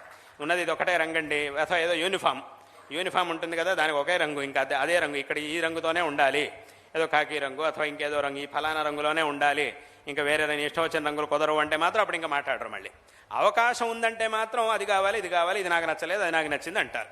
ఈ మాటలకన్నిటి కూడా అక్కడ అవకాశం. ఎందుకు? దీనంతటి కూడా కారణం ఏమిటంటే అభిరుచి, అంతే, కేవలం అభిరుచి. ఆ ఒక్కొక్క మనిషి యొక్క అభిరుచి ఒక్కోలా ఉంటుంది కాబట్టి ఆ ఒక్కొక్క రంగుని ఇష్టపడతాడు, ఒక్కొక్క వస్తువుని మనిషి ఇష్టపడుతూ ఉంటాడు. అదేవిధంగా ఆ భగవంతుడు అనేక విధమైనటువంటి అవతారాలని చేశాడు. ఎందుకంటే ఆయా సందర్భానికి తగినట్టుగా కావలసినటువంటి అవతారాన్ని భగవంతుడు ఎత్తాడు. అప్పుడు ఉన్నటువంటి పరిస్థితికి అనుగుణంగా ఒక్కొక్క రూపాన్ని భగవంతుడు ధరించాడు. వాటన్నిటి గురించి కూడా మనకి వేదములు, శాస్త్రములు, పురాణాలు, ఇతిహాసాలు, తంత్రాలు, ఆగమాలు, మంత్రశాస్త్రాలు, వీటన్నిటిలోనూ ఆ రూపముల యొక్క వర్ణన అనేది ఉన్నది. కాబట్టి ఈ రూపములన్నిటిలోనూ ఎవరికి ఏ రూపం మీద ఎక్కువ అభిరుచి అనేది ఉన్నదో ఆ రూపాన్ని చక్కగా అందరూ కూడా ఆరాధించుకోవచ్చు అనేటటువంటి విషయంలో ఏమాత్రం సందేహం లేదు. అందుకోసమే మా ఇంటి దేవుడు వెంకటేశ్వర స్వామి, మా ఇంటి దేవుడు శ్రీ ఈశ్వరుడు, మా ఇంటి దేవుడు గణపతి అని అమ్మవారు మా ఇంటి దేవుడు అంటాం. ఎందుకు? ఇంటి దేవుడు అనేది ఎక్కడి నుంచి వచ్చింది, ఎలా వచ్చింది అంటే, మన పూర్వజుల్లో ఎవరైతే జ్యేష్ఠులుగా ఉండేవారో వారు వారి యొక్క అభిరుచిని బట్టో అథవా అప్పటి కాలంలో వారికి ఉన్నటువంటి పరిస్థితిని బట్టో ఈ అన్ని దేవతల్లోంచి ఒక దేవతని వారు ఆరాధించుకుంటూ, విశేషంగా ఆరాధించుకుంటూ వచ్చారు. ఆ పరంపరలో మనం వచ్చాం కాబట్టి, అదే పరంపరలో మనం వచ్చాం కాబట్టి, మన పూర్వజులు విశేషంగా ఈ దేవతని ఇంటి దేవుడిగా ఆరాధించుకుంటూ వచ్చారు కాబట్టి, యద్యపి ఈ పరంపరలో వచ్చిన వాడికి ఇంకో రూపం మీద ఇంకో రూపం అంటే ఇష్టం. ఇప్పుడు ఇంటి దేవుడు కొంతమందికి వెంకటేశ్వర స్వామి, కానీ వీడికి మాత్రం ఏదో శివుడి రూపం అంటే చాలా ఇష్టం. కాబట్టి ఏం చేస్తాడు, వెనకటి నుంచి వచ్చినటువంటి ఆ వెంకటేశ్వర స్వామి మా ఇంటి దేవుడు కాబట్టి వెంకటేశ్వర స్వామిని కూడా ఆరాధిస్తాడు. అదేవిధంగా శివుడి రూపంలోనూ భగవంతుడిని ఆరాధించుకుంటాడు. ఇంటి దేవుడు కాబట్టి ఆ రూపంలో ఆరాధిస్తాడు. తనకి ఈ రూపం అంటే ఇష్టం కాబట్టి ఈ రూపాన్ని ఆరాధించుకుంటాడు. కానీ ఏ విధమైనటువంటి భేదభావన ఉండకూడదు. ఇక్కడే మనకు ఆ భేదభావన ఉండకూడదు. లేకుండా మనం ఆ రూపమైన ఈ రూపమైన, ఇది కేవలం రూపాల్లో మాత్రమే వ్యత్యాసం తప్ప చైతన్యంలో ఏ విధమైనటువంటి వ్యత్యాసము లేదు అనేదాన్నే మనకి శాస్త్రములు, ఉపనిషత్తులు తెలియజేస్తూ ఉన్నాయి.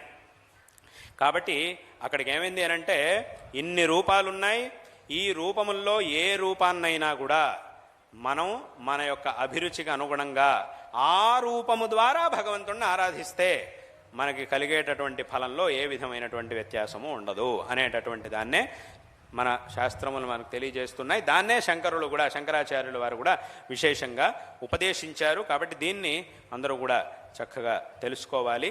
ఈ విధంగా అందరికీ కూడా ఈ విషయాన్ని ఉపదేశించి అందరూ కూడా చక్కగా వారి వారి అంటే వారి వారి యొక్క అభిరుచికి అనుగుణంగా ఏ రూపాన్ని ముందు పెట్టుకొనైనా భగవదారాధన చెయ్యొచ్చు. అంటే శాస్త్రీయమైనటువంటి, అలాగని ఇష్టం వచ్చినట్టు మనమే ఏదో కొత్త రూపాలని సృష్టించుకోవడం కాదు. మనం ఇష్టం వచ్చినట్టు రూపాలను మనమే సృష్టించేసుకొని మనమే కొత్త కొత్త దేవుళ్ళని సృష్టించేసుకొని చేయడం కాదు.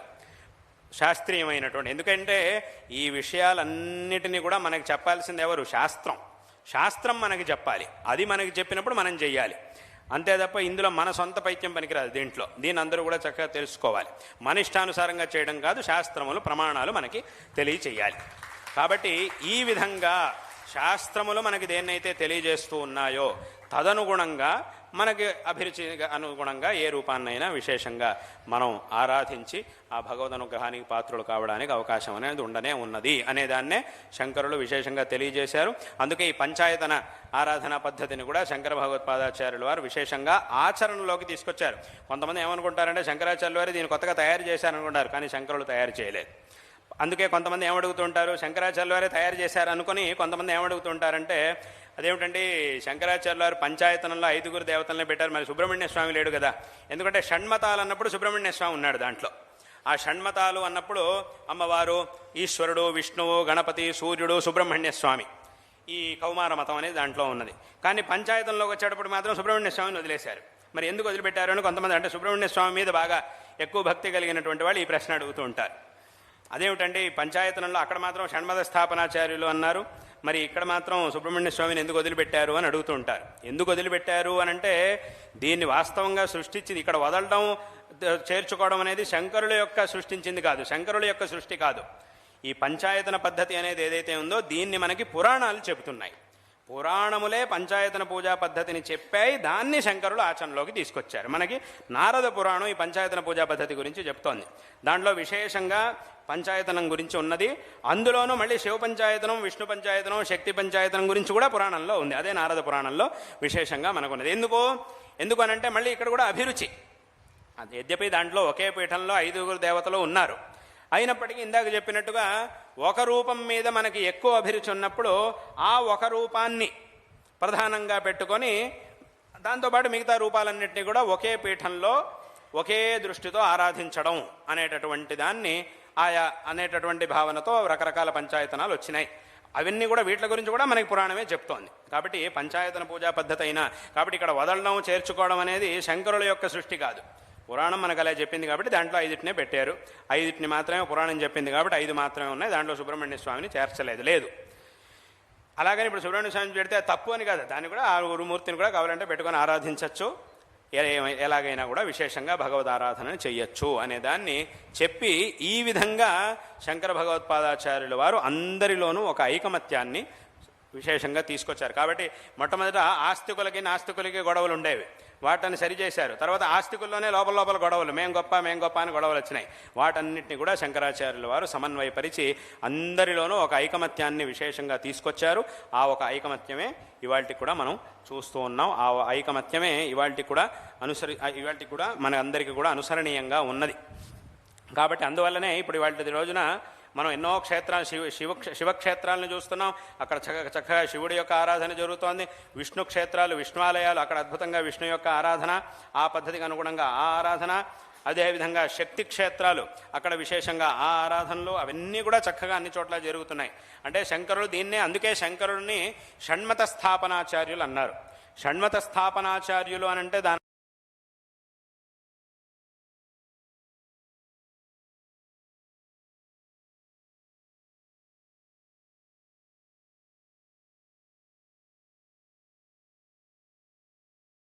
ఎలా సమన్వయం? ఈ పరస్పర సంఘర్షణతో మా దేవుడే గొప్ప అని వాదించేటటువంటి వారందరికీ కూడా ఉన్నది ఒకే ఒక్క పరమాత్మ. ఇన్ని రూపములున్నాయి, ఇన్ని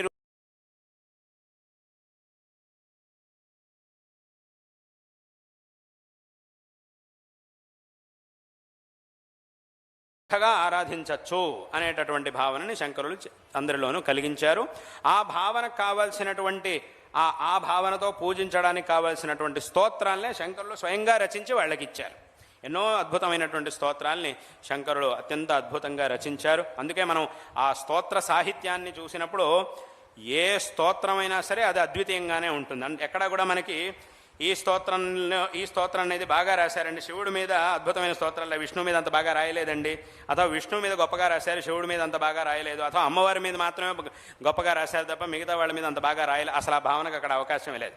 ప్రతి స్తోత్రం అత్యంత అద్భుతంగానే ఉంటుంది. ప్రతి స్తోత్రంలోనూ ఆ భగవంతుడి యొక్క వర్ణన అదంతా కూడా అత్యంత అద్భుతంగా ఉంటుంది. ఏదైనా అన్నిటిని కూడా మనం చక్కగా చూడొచ్చు. అందుకే శంకరులు శివపాదాది కేశాంత వర్ణన స్తోత్రం అని రాశారు, విష్ణుపాదాది కేశాంత వర్ణన స్తోత్రాన్ని కూడా రాశారు. ప్రతి ఒక్క అవయవాన్ని అత్యంత అద్భుతంగా, ఆ దివ్యమైనటువంటి ఆ రూపాన్ని అత్యంత అద్భుతంగా వర్ణించారు. సౌందర్య లహరి స్తోత్రాన్ని రచించి అందులోనూ అమ్మవారి యొక్క ఆ సౌందర్యాన్ని అత్యంత అద్భుతంగా వర్ణించారు. కాబట్టి ఈ విధంగా అందరి దేవతల యొక్క స్తోత్రాలని అద్భుతంగా రచించారు. నరసింహస్వామి మీద రచించారు, రాముడి మీద రామభుజంగ స్తోత్రం, సుబ్రహ్మణ్య స్వామి మీద రచించారు, గణపతి మీద రచించారు. ఇలా సామాన్యంగా సమస్త దేవతా స్తోత్రముల్ని కూడా విశేషంగా వారు రచించారు. కాబట్టి ఈ విధంగా అందరిలోనూ ఒక ఐకమత్యాన్ని తీసుకొచ్చి విశేషంగా అందరినీ కూడా అనుగ్రహించినటువంటి వారు మహాపురుషులు జగద్గురు శ్రీ శ్రీ ఆదిశంకర భగవత్పాదాచార్యుల వారు. కాబట్టి శంకర భగవత్పాదాచార్యుల వారు ఈ ధర్మానికి విశేషంగా చేసినటువంటి, ఈ ధర్మాన్ని అనుసరించేటటువంటి మనందరికీ కూడా విశేషంగా చేసినటువంటి ఆ అనుగ్రహం అనేది అది అద్వితీయమైనటువంటిది. కాబట్టి అటువంటి శిష్య పరంపరలో ఆ సంప్రదాయంలో వచ్చినటువంటి వారం అందరం కూడా సమస్త సనాతన ధర్మ అనుయాయులకి శంకరులు ఏదో కొంతమందికి మాత్రమే కావాల్సింది చూపించారని లేదు, యావన్మందికి, యావత్ సమస్త సమాజానికి, యావత్ హిందూ ధర్మ సమాజానికి శంకరులు కావలసినటువంటి మార్గదర్శనం చేశారు. అందరికీ కూడా కావలసినటువంటి విషయాలు ఇక్కడ ఉన్నాయి. కాబట్టి దీన్ని అందరూ కూడా చక్కగా తెలుసుకొని ఆ భగవద్ ఆరాధనని విశేషంగా చేస్తూ ఈ సనాతన ధర్మాన్ని విశేషంగా ఆచరిస్తూ కృతార్థులు కావాలి అనేటటువంటి విషయాన్ని ఈ సందర్భంలో అందరికీ కూడా తెలియజేస్తున్నాం. మనం కూడా చక్కగా ఆచరించాలి, మన పిల్లలకు కూడా చక్కగా నేర్పించాలి. ఇది కూడా అందరూ చక్కగా తెలుసుకోవాలి. ప్రతి ఇంట్లోనూ ప్రతి వ్యక్తికి ప్రతిరోజు ధర్మశిక్షణ అనేది తప్పకుండా జరగాల్సిందే. ప్రతి ఒక్కరూ కూడా ధార్మికమైనటువంటి శిక్షణకి అని కొంత సమయం పెట్టుకోవాలి. ఏదో ఒక్క శ్లోకం నేర్చుకున్నా చాలు. మొత్తం మన ధర్మంలో కనీసం రోజుకు ఒక్క భగవద్గీత శ్లోకం చదివినా చాలు. శంకరాచార్యుల వారు రచించినటువంటి గ్రంథాల్లోంచి ఒక్క శ్లోకం చదివినా చాలు. ఆ ఒక్క శ్లోకమే మన జీవితానికి పెద్ద నిర్దేశం చేస్తుంది. కాబట్టి ప్రతి ఒక్క శ్లోకం కూడా ఎంతో అద్భుతమైనటువంటిది. ఆ ప్రతి ఒక్క శ్లోకం, ఆ శబ్దాలే మనకు ఒక విశేషమైనటువంటి సంస్కారాన్ని కలిగిస్తాయి. చాలామంది అడుగుతూ ఉంటారు, స్వామి మేము ఎక్కడో విదేశాల్లో ఎక్కడో ఉంటాం, చాలా దూరంగా ఉంటాం, అక్కడ మాకు ఇవన్నీ నేర్పించేవాళ్ళు ఎవరు, మాకు నేర్చుకోవాలని ఉంటుంది కానీ అక్కడ నేర్పించేవాళ్ళు ఎవరు లేరు, పోనీ దాన్ని వదిలిపెట్టి వద్దామా అంటే ఇప్పుడున్న పరిస్థితుల్లో రావడం కుదరదు, కానీ అక్కడ నేర్పేవాళ్ళు ఎవరు లేరు, కానీ నేర్చుకోవాలని మాత్రం ఉంది, మమ్మల్ని ఏం చేయమంటారు అని కొంతమంది అడుగుతూ ఉంటారు. అప్పుడు నేను వాళ్ళకి చెప్పే మాట ఒకటే, ఏమిటనంటే ఏమి చింతించాల్సిన అవసరం లేదు, ప్రతిరోజు భగవద్గీత పారాయణ చేయండి.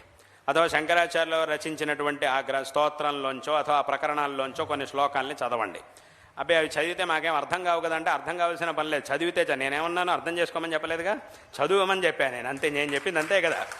ఏమన్నా నేను చదవండి అని చెప్పాను అంతే, దాన్ని అర్థం చేసుకోండి అనలేదు.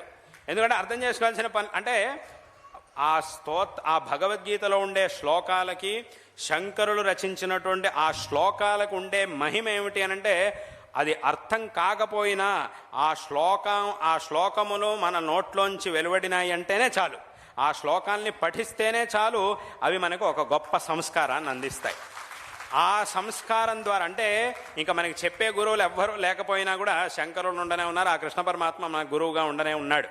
కాబట్టి ఆ శ్లోకాలనే మనం పఠించినా చాలు, ఒక శ్లోకం, రెండు శ్లోకం, ఒక అధ్యాయం ఏదో ఒకటి పఠించినా చాలు, అది మనలో ఒక గొప్ప ఆ శ్లోకములే, ఆ శబ్దములే మనలో ఒక గొప్ప సంస్కారాన్ని పెంపొందిస్తాయి. కాలాంతరంలో ఆ భగవంతుడే మనకు సరైనటువంటి ఒక మార్గదర్శనాన్ని, ఒక గురువుని కూడా తప్పకుండా చూపిస్తాడు. ప్రస్తుతం మనం ఇక్కడి నుంచి మొదలు పెడితే అసలు ఏమీ లేదు అని చెప్పి అసలుకే వదిలేస్తే ఇంకా మనం ముందుకెళ్ళడం అనేది అసాధ్యం. ఇలా ప్రారంభం చేస్తే తప్పకుండా భగవంతుడు మనల్ని సరైనటువంటి మార్గంలో తీసుకెళ్తాడు, మనకు కావలసిన గురువుని మనకు చూపిస్తాడు అనేటటువంటి విషయంలో ఏమాత్రం సందేహం లేదు. కాబట్టి ఇలా ఈ ధార్మిక శిక్షణ అనేది ప్రతి ఇంట్లోనూ ప్రతి వ్యక్తికి ఇది తప్పకుండా లభించాలి. ఇలా చేయడం ద్వారా మనకి శ్రేయస్సు లభిస్తుంది, మన ధర్మం యొక్క సంరక్షణ అనేది కూడా చక్కగా జరుగుతుంది. దీన్ని అందరూ కూడా చక్కగా తెలుసుకోవాలి. ఏది సరైనటువంటి మార్గం అనే దాన్ని అందరూ కూడా చక్కగా తెలుసుకోవాలి, సరైనటువంటి మార్గాన్ని అందరూ కూడా అనుసరించాలి అనేటటువంటి విషయాన్ని ఈ సందర్భంలో అందరికీ కూడా తెలియజేస్తూ ఉన్నాం. ఎప్పుడు కూడా ఈ ధర్మం విషయంలో ఎవరు కూడా మోసపోకూడదు. ఎందుకంటే ఇప్పటి కాలంలో అలాంటి పరిస్థితులు ఉన్నాయి. ఈ ధర్మం పేరుతో రకరకాల మోసాలు చేసేవాళ్ళు ఉంటారు, చాలా చోట్ల ఉంటారు. అంటే వాళ్ళు ఏం చేస్తారంటే వాళ్ళు చేసే పనికి ధర్మం పేరు పెడతారు. ఎందుకంటే ధర్మం పేరు పెడితేనే జనాలు వస్తారు కాబట్టి, జనాలు నమ్ముతారు కాబట్టి. రావణాసురుడు ఏం చేశాడు, సీతాపహరణ చేయాలంటే తాపసుడు వేషం వేసుకొచ్చాడు. నేరుగా అలాగే రావచ్చుగా, అలా వస్తే ఎవరు ఒప్పుకోరు కాబట్టి, అమ్మవారు ఒప్పుకోదు కాబట్టి తాపసుడు వేషంలో వచ్చాడు. ఎందుకంటే ఆ వేషం ఉంటేనే మోసం చేయగలుగుతాం కాబట్టి ఆ వేషంలో వచ్చాడు. రావణాసురుడు అలా చేశాడు. అంటే అక్కడికి ఏమైంది, చేసేటటువంటి పనులకి ధర్మం పేరు పెడితే జనాలు నమ్ముతారు అని. కాబట్టి అలా కూడా లోకంలో అందువల్లే అటువంటి వాళ్ళ వల్ల ఈ ధర్మానికి చెడ్డ పేరు వస్తుంటుంది. చాలామందికి చాలా చోట్ల జరుగుతూనే ఉంటుంది. వాళ్ళ వల్ల ఎవరైతే అసలైనటువంటి వాళ్ళు ఉంటారో వాళ్ళకి చెడ్డ పేరు వస్తుంది. నిజంగా ప్రామాణికంగా ధర్మాన్ని బోధించేటటువంటి వాళ్ళందరూ కూడా ఎవరైతే ఉంటారో వాళ్ళకు కూడా చెడ్డ పేరు వస్తుంటుంది వీళ్ళ వల్ల. కాబట్టి అంటే అప్పుడు ఆ కాలంలో రావణాసురుడు చేసినటువంటి వేసుకున్న ఆ తాపస వేషం వల్ల అసలైనటువంటి తాపసులు కూడా చెడ్డ పేరు వచ్చింది. కాబట్టి అదేవిధంగా ఇక్కడ కూడా కాబట్టి అందరూ కూడా చక్కగా తెలుసుకోవాలి. ఆస్తిక్యం పేరు, ఇక్కడ లోకంలో ఒక విషయం, ఆస్తిక్యం పేరుతోనూ మోసాలు జరుగుతాయి, నాస్తిక్యం పేరుతోనూ మోసాలు జరుగుతున్నాయి. రెండింటినీ అందరూ చక్కగా, ఏమిటి తేడా? లోకంలో అసలైన ఆస్తికులు ఉన్నారు, అసలైనటువంటి నాస్తికులు ఉన్నారు. అసలైనటువంటి వాళ్ళు అంటే ఆస్తికులు అని పేరు పెట్టుకున్న వాళ్ళు ఉన్నారు, నాస్తికులు అని పేరు పెట్టుకున్న వాళ్ళు కూడా ఉన్నారు. అంటే ఏమిటి? అసలైనటువంటి ఆస్తికులు, ఆస్తికులు అని పేరు పెట్టుకున్న వాళ్ళు, అసలైనటువంటి నాస్తికులు, నాస్తికులు అని పేరు పెట్టుకున్న వాళ్ళు, ఇలా 4 రకాలుగా ఉన్నారు. అసలైనటువంటి ఆస్తికులు ఎలా ఉంటారు అనంటే, ఏది మనకి ప్రమాణమో, దేన్ని మన పెద్దవాళ్ళు చెప్పారో దాన్ని మాత్రమే అనుసరిస్తూ వెళ్తారు, చక్కగా ధర్మాచరణ చేస్తారు. ఈ ఆస్తికులోని పేరు పెట్టుకున్న వాళ్ళు ఏం చేస్తారు? వాళ్ళు ఇష్టం వచ్చినట్టు ఏమిటేమిటో చేస్తుంటారు, జనాల్ని తప్పుడు మార్గంలోకి తీసుకెళ్తూ ఉంటారు, తప్పుడు దారిలో ఈ ధర్మం పేరుతో ఏమిటేమిటో చేస్తూ ఉంటారు. కాబట్టి అటువంటి వాళ్ళ దగ్గర నుంచి జాగ్రత్తగా ఉండాలి.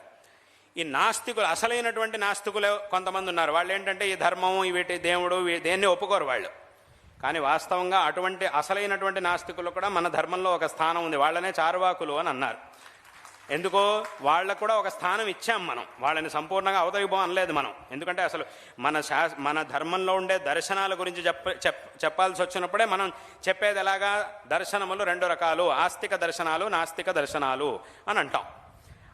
అదేవిధంగా విద్యారణ్య స్వామి వారు సర్వదర్శన సంగ్రహం రచించినప్పుడు మొదలుపెట్టిందే చార్వాక దర్శనం నుంచి, అక్కడి నుంచి మొదలుపెట్టి చివరికి వేదాంత దర్శనంలో పూర్తి చేశారు. అంటే దానికి కూడా ఒక స్థానం ఇచ్చాం. వాళ్ళని సర్వదా మనం బయటికి పొమ్మలేదు. ఒక నాస్తికుడు అయినటువంటి వాడికి కూడా నువ్వేం చెప్పాలనుకుంటున్నావు చెప్పు, దానికి కూడా ఒక స్థానం ఉన్నది. అంటే ఇప్పుడు అసలైనటువంటి నాస్తికుడు ఎలా ఉంటాడు అని అంటే, అతడు ఈ ఆచరణలని వేటిని ఒప్పుకోడు. తాను ఒక సిద్ధాంతాన్ని నమ్ముతాడు, ఆ సిద్ధాంతం ప్రకారం వెళ్తూ ఉంటాడు. ఆ సిద్ధాంతానికి విరుద్ధంగా ఎక్కడ ఏం గడిపినా కూడా గొంతెత్తుతాడు, వెంటనే ప్రశ్నిస్తాడు. ఇది తప్పు అని వెంటనే ప్రశ్నిస్తాడు, ఆక్షేపిస్తాడు. అటువంటి వ్యక్తిని పర్వాలేదు, ఆ మార్గంలోనే వెళ్ళు, మంచిది, దాన్నే మనం అటువంటి నుంచి బలవంతంగా ఇక్కడికి లాగాల్సిన అవసరం లేదు. నీ మార్గం, నువ్వు అనుకున్న సిద్ధాంతంలోనే నువ్వు వెళ్ళు, నువ్వు అనుకున్న మార్గంలోనే వెళ్ళు, పర్వాలేదు, నిన్నేం మేము బలవంత పెట్టాం, నువ్వు కూడా ఇది చేయాల్సిందే అని బలవంత పెట్టాల్సిన అవసరం లేదు. నీకు ఆ మార్గం రుచించింది కాబట్టి ఆ మార్గం ఎంతవరకు సరైనది అనేది వేరే విషయం. కానీ నీకు ఆ మార్గం నచ్చిందా, అదే మార్గంలో నువ్వు వెళ్ళు, పర్వాలేదు. నీ మార్గాన్ని సంపూర్ణంగా నువ్వు నమ్మి నువ్వు ఆ మార్గంలో వెళ్ళు. మా మార్గం ఇది కాబట్టి మేము ఈ మార్గంలో వెళ్తాం, హాయిగా నీ మార్గంలో నువ్వు వెళ్ళు, మా మార్గంలో మేము వెళ్తాం. మేము నిన్ను బలవంత పెట్టే అవసరం మాకు లేదు, అటువంటి అవసరం మాకు లేనే లేదు. కానీ అసలైనటువంటి ఆస్తికుడు ఎలా ఉండాలి? అసలైనటువంటి నాస్తికుడు ఎలా ఉండాలంటే, ఎక్కడ తాను నమ్మినటువంటి సిద్ధాంతానికి విరుద్ధంగా ఎక్కడ ఏ విషయం కనబడినా కూడా వెంటనే దాన్ని ఆక్షేపించాలి, దాని మీద ప్రశ్నెత్తాలి, గొంతెత్తాలి. అది అసలైనటువంటి నాస్తికుడికి ఉండాల్సిన లక్షణం. అదే అసలైనటువంటి నాస్తికుడు. అటువంటి నాస్తికుడికి ఇక్కడ ఒక స్థానం ఉన్నది. ఈ నాస్తికులు అని పేరు పెట్టుకున్న వాళ్ళు ఏం చేస్తారు అనంటే, హిందూ ధర్మం మీద మాత్రమే పడతారు. ఎప్పుడు కూడా హిందూ ధర్మాన్ని మాత్రమే ఆక్షేపిస్తారు. మిగతా వేరే చోట్ల జరిగే అన్యాయాలు ఏమీ వాళ్ళకు కనబడవు, అవేమీ కూడా వాళ్ళకు కనబడవు. ఎన్ని అన్యాయాలు జరుగుతున్నా, ఏం జరుగుతున్నా కూడా అది ఏది వాళ్ళకు కనబడదు. వాళ్ళు కాళ్ళు మూసుకొని ఉంటారు. ఇక్కడ ఏదో ఒక విషయం రాగానే వాళ్లే పరిగెత్తుకొస్తారు, మనం పిలవక్కర్లేదు. ఏదో పండగ వచ్చింది, ఏదో ఆచరణ వచ్చింది, ఏదో పర్వం వచ్చింది అనగానే వాళ్ళు ఎక్కడ ఉంటారో తెలియదు, వెంటనే పరిగెత్తుకొచ్చేది. వాళ్ళంతటి వాళ్ళే వచ్చేస్తారు, చర్చలు చేస్తారు, వాళ్లే బ్రహ్మాండంగా చర్చలు చేస్తుంటారు. ఇది సరిగ్గా లేదు, అది సరిగ్గా లేదు, ఇది లేదు అని ఇష్టం వచ్చినట్టు మాట్లాడేస్తూ ఉంటారు. అంతా అయిపోయిందా, మళ్ళీ కనపడరు, ఎక్కడికి వెళ్ళిపోతారు. మళ్ళీ వచ్చే సంవత్సరం అది వచ్చాక మళ్ళీ కనపడతారు, మళ్ళీ వాళ్ళంతటి వాళ్ళే ప్రత్యక్షమైపోతారు, వచ్చేస్తారు. వాళ్ళ పని ఏమిటంటే, ఏది హిందూ ధర్మంలో ఉండేది ఏదైతే ఉందో దాన్నే ఆక్షేపించడం, దాన్నే వక్రీకరించి ఇష్టం వచ్చినట్టు మాట్లాడుతూ ఉండడం, అది వాళ్ళు చేసే పని. అంటే ఇదంతా ఎవరో నాస్తికులు అని పేరు మాత్రం నాస్తికుడని పెట్టుకుంటారు, చేసే పని మాత్రం ఇది. అసలైనటువంటి నాస్తికుడు ఎక్కడ ఏ తప్పు కనబడినా కూడా వెంటనే అడగాలి. అది వాళ్ళకు ఉన్నటువంటి లక్షణం. కాబట్టి ఈ తేడాన్ని అందరూ కూడా తెలుసుకోవాలి. ఎవడు అసలైన నాస్తికుడు, ఎవడు నాస్తికుడు అని పేరు పెట్టుకున్నవాడు, ఎవడు అసలైనటువంటి ఆస్తికుడు అని పేరు పెట్టుకున్నవాడు అనే దాన్ని జనాలు చక్కగా చూడాలి, గమనించాలి. దానికి విశేషమైనటువంటి అవధానంతో ఉండాలి జనాలు. ఇవాళ కనుక దాన్ని గమనించకపోతే, దానికి కావలసినటువంటి ఉపాయాన్ని చెయ్యకపోతే భవిష్యత్తులో చాలా నష్టపోవాల్సినటువంటి అవసరం వస్తుంది. కాబట్టి అందరూ కూడా దీన్ని చక్కగా తెలుసుకోవాలి. ఈ ధర్మాన్ని చక్కగా ఆచరించి సంరక్షించుకొని కృతార్థులు కావాలి. ఇందాక చెప్పినట్టుగా ప్రతి ఇంట్లోనూ ప్రతి ఒక్కరికి కూడా ఈ ధార్మికమైనటువంటి శిక్షణ అనేది తప్పకుండా జరగాలి. పిల్లలకి చక్కగా నేర్పించాలి. చిన్న వయసు నుంచే చక్కగా పిల్లలకి నేర్పించాలి. దీన్ని ఎంత బాగా ధార్మికమైన శిక్షణని మనం చిన్నపిల్లలకి ఇస్తామో లోకంలోనూ వాళ్ళంత ఎదుగుతారు, అంత పైకి రాగలుగుతారు వాళ్ళు. ఎందుకంటే ఈ ధార్మిక ఆచరణ, ధార్మిక సంస్కారం అనేది లోకంలో కూడా మనం ఉత్తమమైనటువంటి స్థితికి రావడానికి మనకి చాలా అవసరం అవుతుంది. కాబట్టి అటువంటి గొప్ప శిక్షణని మనం పిల్లలకి తప్పకుండా ప్రతి ఇంట్లోనూ ఇవ్వాలి. కొంతమంది ఏమంటూ ఉంటారు అనంటే, అబ్బాయి మా పిల్లలు మేము చెప్పి మా మాటలు వినరండి అని కొంతమంది అంటూ ఉంటారు. ఎందుకు వినరు? తప్పకుండా వినాల్సి మీ పిల్లలు కాబట్టి మీ మాటే వినాలి. మా పిల్లలు మా మాట వినరండి అని అసలు ఆ మాటకి ఇక్కడ అవకాశమే ఇవ్వకూడదు. మీ పిల్లలు కాబట్టి తప్పకుండా వింటారు, వినాల్సిందే. అయ్యో అది ఎలా చేయమంటారండి అంటే, ఆ చాతుర్యాన్ని మీరే తెచ్చుకోవాలి. అది మీరు నేర్పిస్తే వచ్చేది కాదు. పిల్లలకి ఎలా సరైనటువంటి మార్గనిర్దేశం చెయ్యాలి అనే చాతుర్యం తల్లిదండ్రులకి దానంతటిది రావాలి తప్ప అది ఎవరో ఒకరు నేర్పిస్తే వచ్చేది. ఇప్పుడు లోకంలో సింహాలు ఉన్నాయి. ఆ సింహం యొక్క పిల్ల కూడా మళ్ళీ సింహమే అవుతుంది. అలా తల్లి చేస్తుంది. సింహం ఎందుకంటే పుట్టినప్పటి నుంచే సింహం గర్జిస్తూ అందరి మీద పడిపోదు. ఆ సింహం పిల్ల పుట్టినప్పటి నుంచే అందరి మీద పడిపోదు. అది పుట్టినప్పుడు సింహం పిల్లైనా ఆవుదూడైనా రెండూ ఒకే రకంగా ఉంటాయి. ఆ రెండింటికి కలిపి వదిలేస్తే రెండు చక్కగా ఆడుకుంటూ ఉంటాయి. ఆ రెండింటికి ఒకదానికి ఒకటి తేడా అనేది తెలియదు. రెండూ ఒకే రకమైనటువంటి మనస్థితిలో ఉంటాయి ఆ పుట్టినప్పుడు. కానీ తర్వాత ఏముందంటే, ఆ తల్లి తన పిల్లలకి ఆ శిక్షణను ఇస్తుంది, తనలాగా చేస్తుంది, తనలాగా మారుస్తుంది ఆ సింహం అనేది. ఇక్కడ లోకంలో ఎక్కడా కూడా ఇది ఎప్పుడూ మారదు. ఎప్పుడైనా కూడా ఒకే రకంగా ఉంటుంది. ఏ సింహం యొక్క పిల్లైనా సరే సింహంలాగానే అవుతుంది. అందులో ఏ విధమైనటువంటి మార్పు రాదు. ఆ విధంగా తల్లి అలాగని అది స్వాభావికంగా రాదు. తల్లే అలా చేస్తుంది, అలా నేర్పిస్తుంది. మరి ఆ విషయాన్ని సింహానికి ఎవరు నేర్పించారండి? తల్లికి ఎవరు నేర్పించారు అంటే ఎవరు నేర్పించలే. ఎవరు సింహాన్ని కూర్చోబెట్టి ఎవరైనా పాఠాలు చెప్తారా? ఎవరు నేర్పించరు. అది దానికి స్వాభావికంగానే ఆ చాతుర్యం అనేది దాంట్లో ఆ సింహంలో తల్లిలో అలాగే వచ్చింది. దానంతటదే వచ్చింది. అది ఎవరో నేర్పిస్తే వచ్చేది కాదు. అలాగే తప్పకుండా సింహం తన పిల్లల్ని తనలాగా చేస్తుంది. అది ఖచ్చితంగా చేస్తుంది. ఎక్కడా కూడా అలా ఉందా లోకంలో, ఈ సింహం పిల్ల ఉందండి కానీ ఇది సింహంలా కాలేదండి అని ఎక్కడా లేదు. అథవా తల్లి కూడా, అయ్యో నా పిల్లలు నా మాట వినట్లేదు కాబట్టి నన్ను ఏం చేయమంటారు, కాబట్టి ఈ జన్మకి సింహాల్లా కాకుండా పందుల్లాగా బతికేస్తే చాలు అని ఎప్పుడు కూడా సింహం అందో. అయ్యో నా పిల్లల్ని నాలాగా తయారు చేద్దాం అనుకున్నాను కానీ నాలాగా అవ్వట్లేదు, పందుల్లాగా తయారవుతున్నాయి, ఏం చేయమంటారు అని ఎప్పుడు కూడా తల్లి అలా అనదు. సింహాలు ఎప్పుడు కూడా అలా అనవు. ఎందుకో ఆ చాతుర్యం వాటిలో స్వతహా అలాగే ఉన్నది. వాటంతటదే వచ్చింది ఆ చాతుర్యం, ఎవరు నేర్పించేది. అలాగే తల్లిదండ్రులు కూడా ఇది ఎలా చెయ్యాలి అనే చాతుర్యం వాళ్ళలో దానంతటదే రావాలి. అది ఎవరో ఒకరు నేర్పిస్తే వచ్చేది కాదు. వారంతట వారే దాన్ని ఆ చాతుర్యాన్ని పెంచుకోవాలి. అలా పెంచుకుంటే వాళ్ళకి సరైనటువంటి జీవితాన్ని, నిజంగా మన పిల్లలకి మనం ఉపకారం చెయ్యాలంటే, నిజంగా మన పిల్లల యొక్క శ్రేయస్సుని మనం కోరుకున్న వారం అయితే మొట్టమొదట వాళ్ళకి ఇవ్వాల్సింది ధార్మికమైనటువంటి సంస్కారం. ఇది ఇస్తే ఇంతకంటే గొప్ప ఉపకారం అనేది ఇంకోటి లేదు. కాబట్టి దీన్ని అందరూ కూడా చక్కగా తెలుసుకోవాలి అనేటటువంటి విషయాన్ని ఈ సందర్భంలో తెలియజేస్తూ, ఇటువంటి ఈ సనాతన ధర్మ పరంపర అనేది ఏదైతే ఉందో ఇది చాలా గొప్ప పరంపర. అందరికీ కూడా సకల శ్రేయస్సుల్ని, శ్రేయో మార్గాన్ని చూపించేటటువంటి ధర్మ పరంపర. ఇటువంటి ఈ మార్గాన్నే శంకర భగవత్పాదాచార్యుల వారు విశేషంగా ఉద్ధరించి ఈ మార్గాన్ని మనందరికీ కూడా ఉపదేశించారు. కాబట్టి ఈ మార్గాన్ని అనుసరించి కృతార్థులు కావాలి.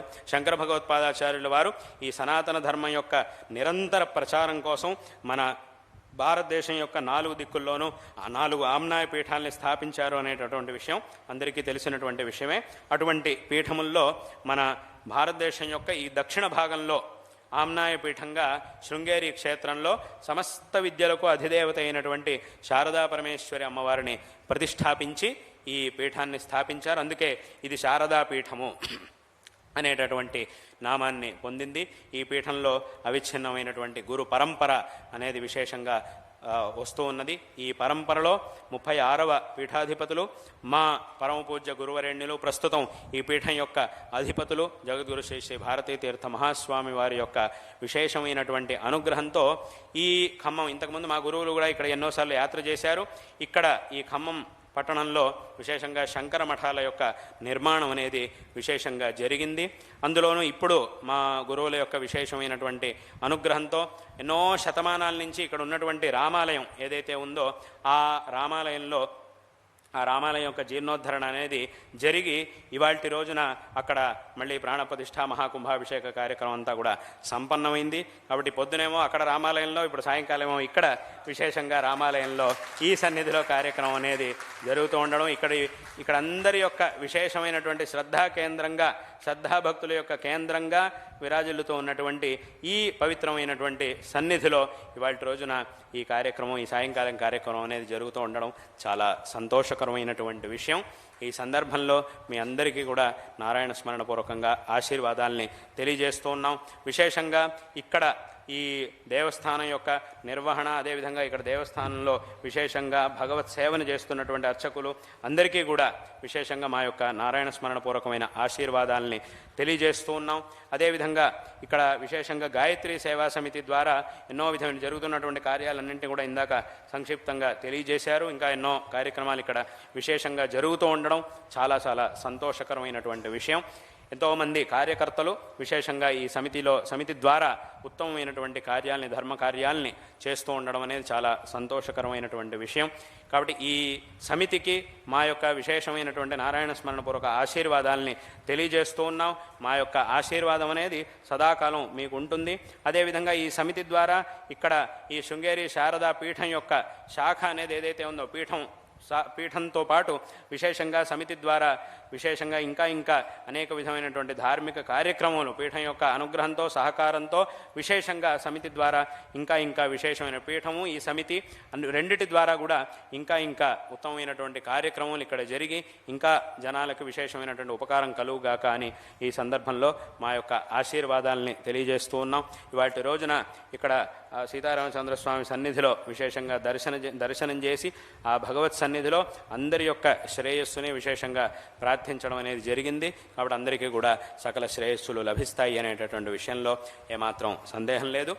మరొక సమారు అందరికీ కూడా మా యొక్క ఆశీర్వాదాలని తెలియజేస్తూ ఉన్నాం. ఇక్కడికి వచ్చినటువంటి సమస్త ఆస్తిక భక్త మహాజనులకి, అదేవిధంగా సమస్త విద్వాంసులకి, అందరికీ కూడా వేదశాస్త్ర విద్వాంసులకి అందరికీ కూడా మా యొక్క ఆశీర్వాదాలని తెలియజేస్తూ మరొక మారు అందరికీ కూడా ఆశీర్వాదాలని తెలియజేస్తూ ఈ మాటల్ని ఇక్కడికి ముగిస్తూ ఉన్నాం. హర నమః పార్వతీపతయే, హర హర మహాదేవ.